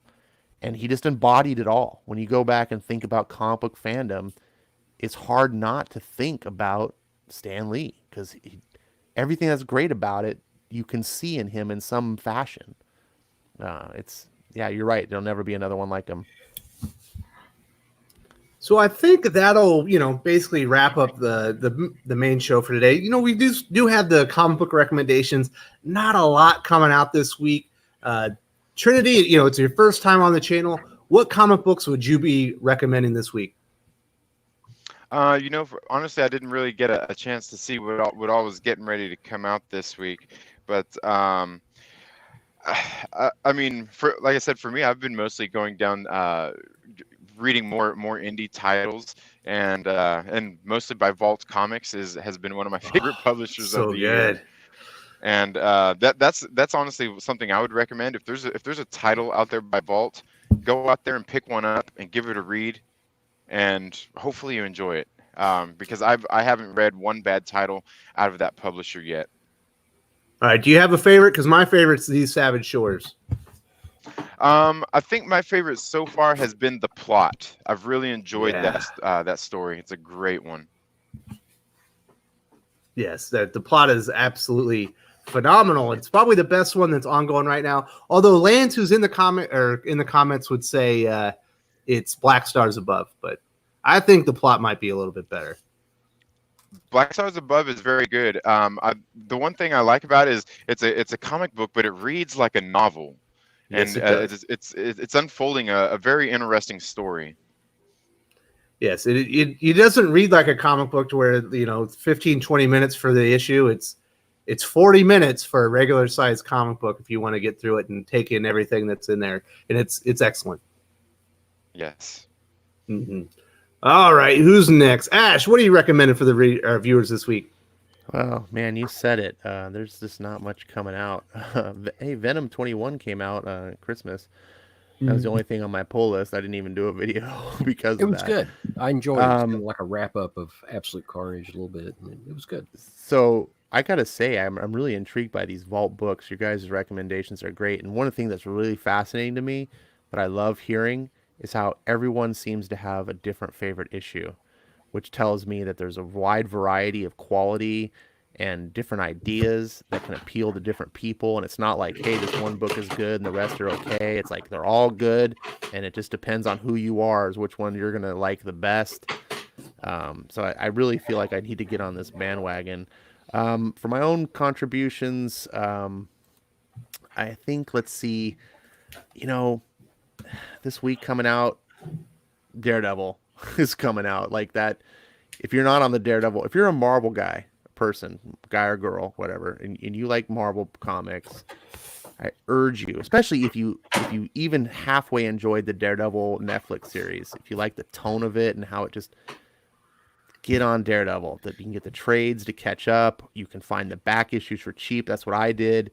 And I just went and got them, roughly cover price back issues. And there's a few issues that don't have Mark Gicchetto's art, and you're like, but you just get through it. He comes back, and it's beautiful art, stellar writing. It's just, it's my primo comic that I look forward to reading at Marvel these days. And in the indie scene, I have been high as a kite for Jeff Lemire's Ascender, and issue 7 is the most recent one that came out. You can get the first trade paperback. One of the great things about Image is that as soon as the arc ends, the trade paperback comes out with the next issue so that new readers can jump on and catch up the whole thing if they want to. Image has really good prices on their trades to try to foster people getting in. I really like some of the things they do, and Ascender has just won me over. I am just high as a kite on this. I went and bought the 2 omnibuses of Descender, which you absolutely do not need to read. I tell people it's kind of like the Star Wars original trilogy versus the prequels. You can just, Ascender's like the original trilogy, Descender's like the prequels. They go together, or they can be completely separate, and they don't, it's It's beautiful. It's beautifully illustrated with painted coloring.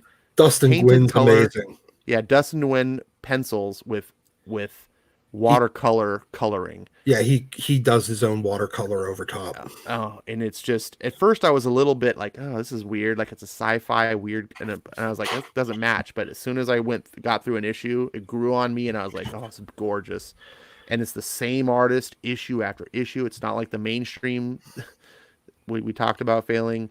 You get every single issue is that same artist for consistency. And Jeff Lemire, I know he doesn't always hit him out of the park, but man, for me, if you like space fantasy, like Star Wars-esque style of story with a hero's journey and character growth and development and a clear black and white good versus evil type, like Star Wars, Ascender is that type of story, and I love it. So that's my jam. I recommend it.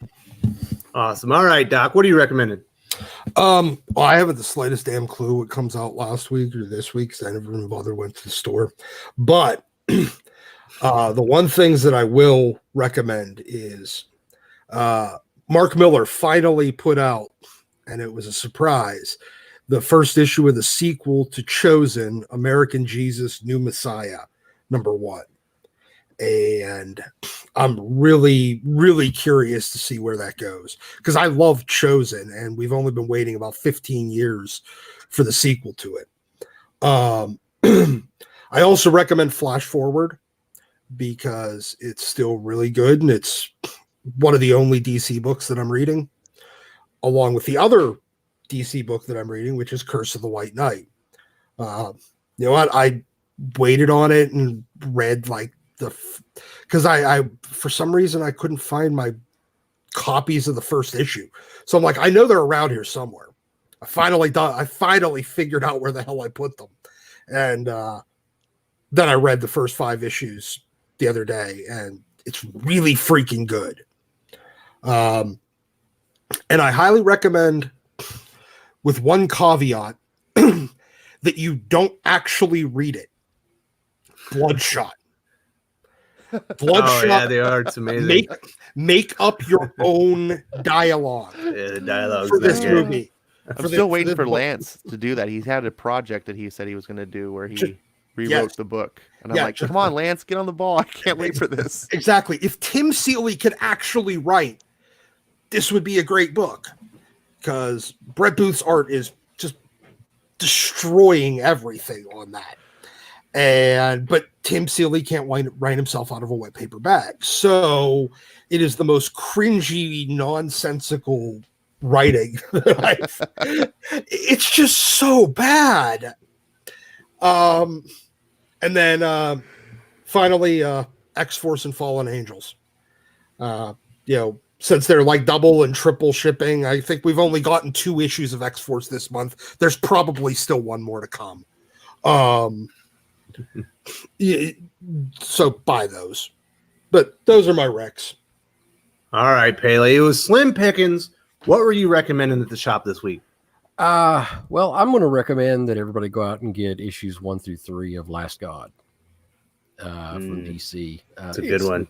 It's fantastic. It really is. It's so good, and I've enjoyed it. It's like reading a novel. It's like reading really good fantasy, and you've got pictures. So, I've heartily recommend it. If you want to wait and just pick up all the trade paperbacks for it later, that's fine. But I really have enjoyed it now. What I'm going to recommend for next week is Thor #1, and it's going to be something. I'm hoping that get a little bit of that magic from Kate's on this one because it needs it.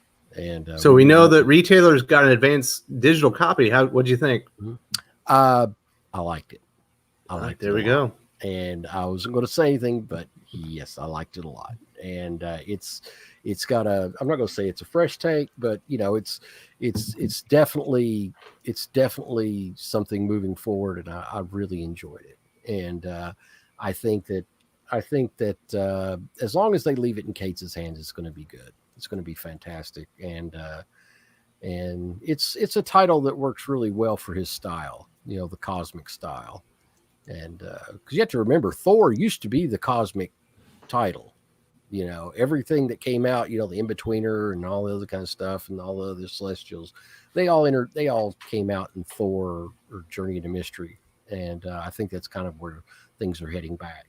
So yeah, I think it's going to be pretty darn good. There's some really nice looking variants on there. I like the art germ, and I think there was another one. There's a Jack Kirby that's coming out. Ron Lim's got one. So look fine. Just find the one variant that you really like the most, and buy it, and enjoy reading the series, because I think it's going to be really something else. Sweet. So Old School Comics is recommending Donny Cates' store next week. Punisher Soviet, Doctor Doom, and Daredevil. All very good comic books. Was there anybody else? Nope, doesn't look like it. So me, there's not a whole lot to read this week. I did have 4 comics on my pull list, and they were all really great. Criminal number 11 is fantastic. That's probably, it's so hard not to. It's one of the top 5 or 6 comics in all the industry right now. Just a fantastic issue. It's a heist comic book. It's wall to wall, just action, which you don't normally see in an Ed Brubaker comic book. East to West number 45 is the finale of Jonathan Hickman and Nick Dragotta's Image comic, sci-fi western. It was an excellent end. If you like East to West, definitely read that. Venom 21 has started Venom Island with Mark Bagley. Enjoyed that one a lot. And the one comic I decided to read because it was a number 1, it was the only one, IDW's The Kill Lock. I don't even know who the creator is, but he's an artist on Transformers. I was shocked. It's actually really good. It's about 4 robots that have a death sentence, so they're tethered together. As soon as one of them dies, they all die. They have to escape their lot in life, and that one's been really good. And so in back issues, I'm reading in John Byrne and Ron Garney's Incredible Hulk right now. It's actually pretty good. Enjoying it. And then for next week, Thor's coming out, but also the new Star Wars from Charles Soule, I'm super excited about. And then Robert Venditti is writing new Superman stories in Superman Giant coming out next week as well. And I can't recommend that high enough because Robert Venditti is my favorite writer. Oh, I did get a preview of Star Wars number 1 also. That looks interesting. I didn't get to read it fully, but I did flip through it. So the art's good. Yeah. The art looks good, and from what I gathered from the story, it looked like it was action. There was action in it. So boom. We'll definitely be talking about it here on the channel. So that should wrap us up. Trinity, Second Street Marvel. Where can people follow you on social media and on YouTube? You can find me on YouTube at Second Street Marvel, and even Facebook, Instagram, and Twitter at the Second Street Marvel. Perfect. Hey, since this is your first time, can you sell our viewers on what they can get on your channel and why they should come over and visit you? Well, what I do is, I talk a lot. Obviously talk a lot about comic books, but I also do a 1-hour stream, usually Monday through Friday, kind of just talking about movies.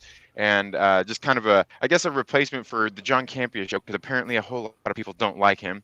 And then I also do a Friday night show called the Trailer Park Live, where I kind of go in and get a little more R-rated, let the cursing fly and everything like that, where I try to keep more of my content, more, I guess, PG or PG-13.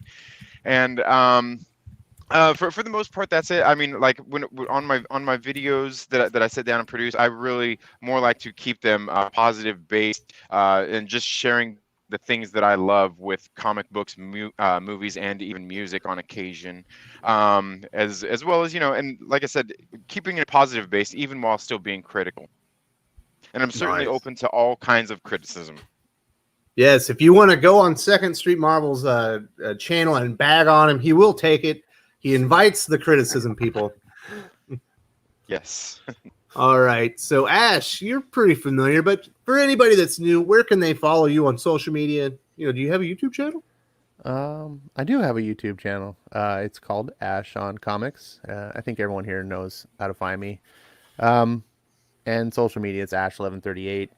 with the @ symbol in front of it for Twitter. But I just wanted to take a minute to shout out Second Street Marvel. If anyone hasn't actually seen his channel, he does a really cool professional production, I think.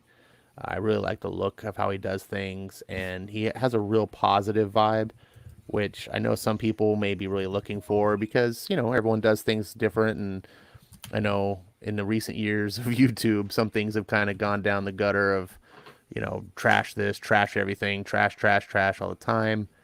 But I really like that Second Street Marvel has this enthusiasm and love for comics, and it's like a refreshing taste on my palate when I get to watch his channel. So I just want to Thank you. suggest you guys just go check it out, see if it's your cup of tea. Everyone needs to spread the word for the good channels out there, and I like what you do. So Boom. Thank you. I appreciate that. Get a little taste of Second Street Marvel when you got a chance. Dude's got a great channel, and thank you so much for coming on. I forgot to mention that part. All right, thanks who's for having next? me on. I appreciate it. Yeah, it was a great show. We're definitely gonna try and get you on again. Doc, where can people find you, buddy? Well, technically, I guess I do have a YouTube channel that I never, ever, ever use, so don't sub. And otherwise, you're just going to be really disappointed. But you can find me on Twitter at Science Jesus, and I'm mostly yelling about the X-Men. Boom. And getting banned by, And getting creators blocked from every by publisher. literally every creator. Everybody.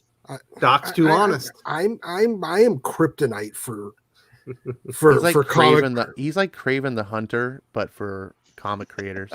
I'm Puts the him up on his wall. I'm the goddamn midnighter. I know exactly where to hit him to hurt. All right, last but not least, Pele, the retail expert, our retail aficionado. Where can people find you, buddy? You can find me on Instagram and Twitter at just_Pele.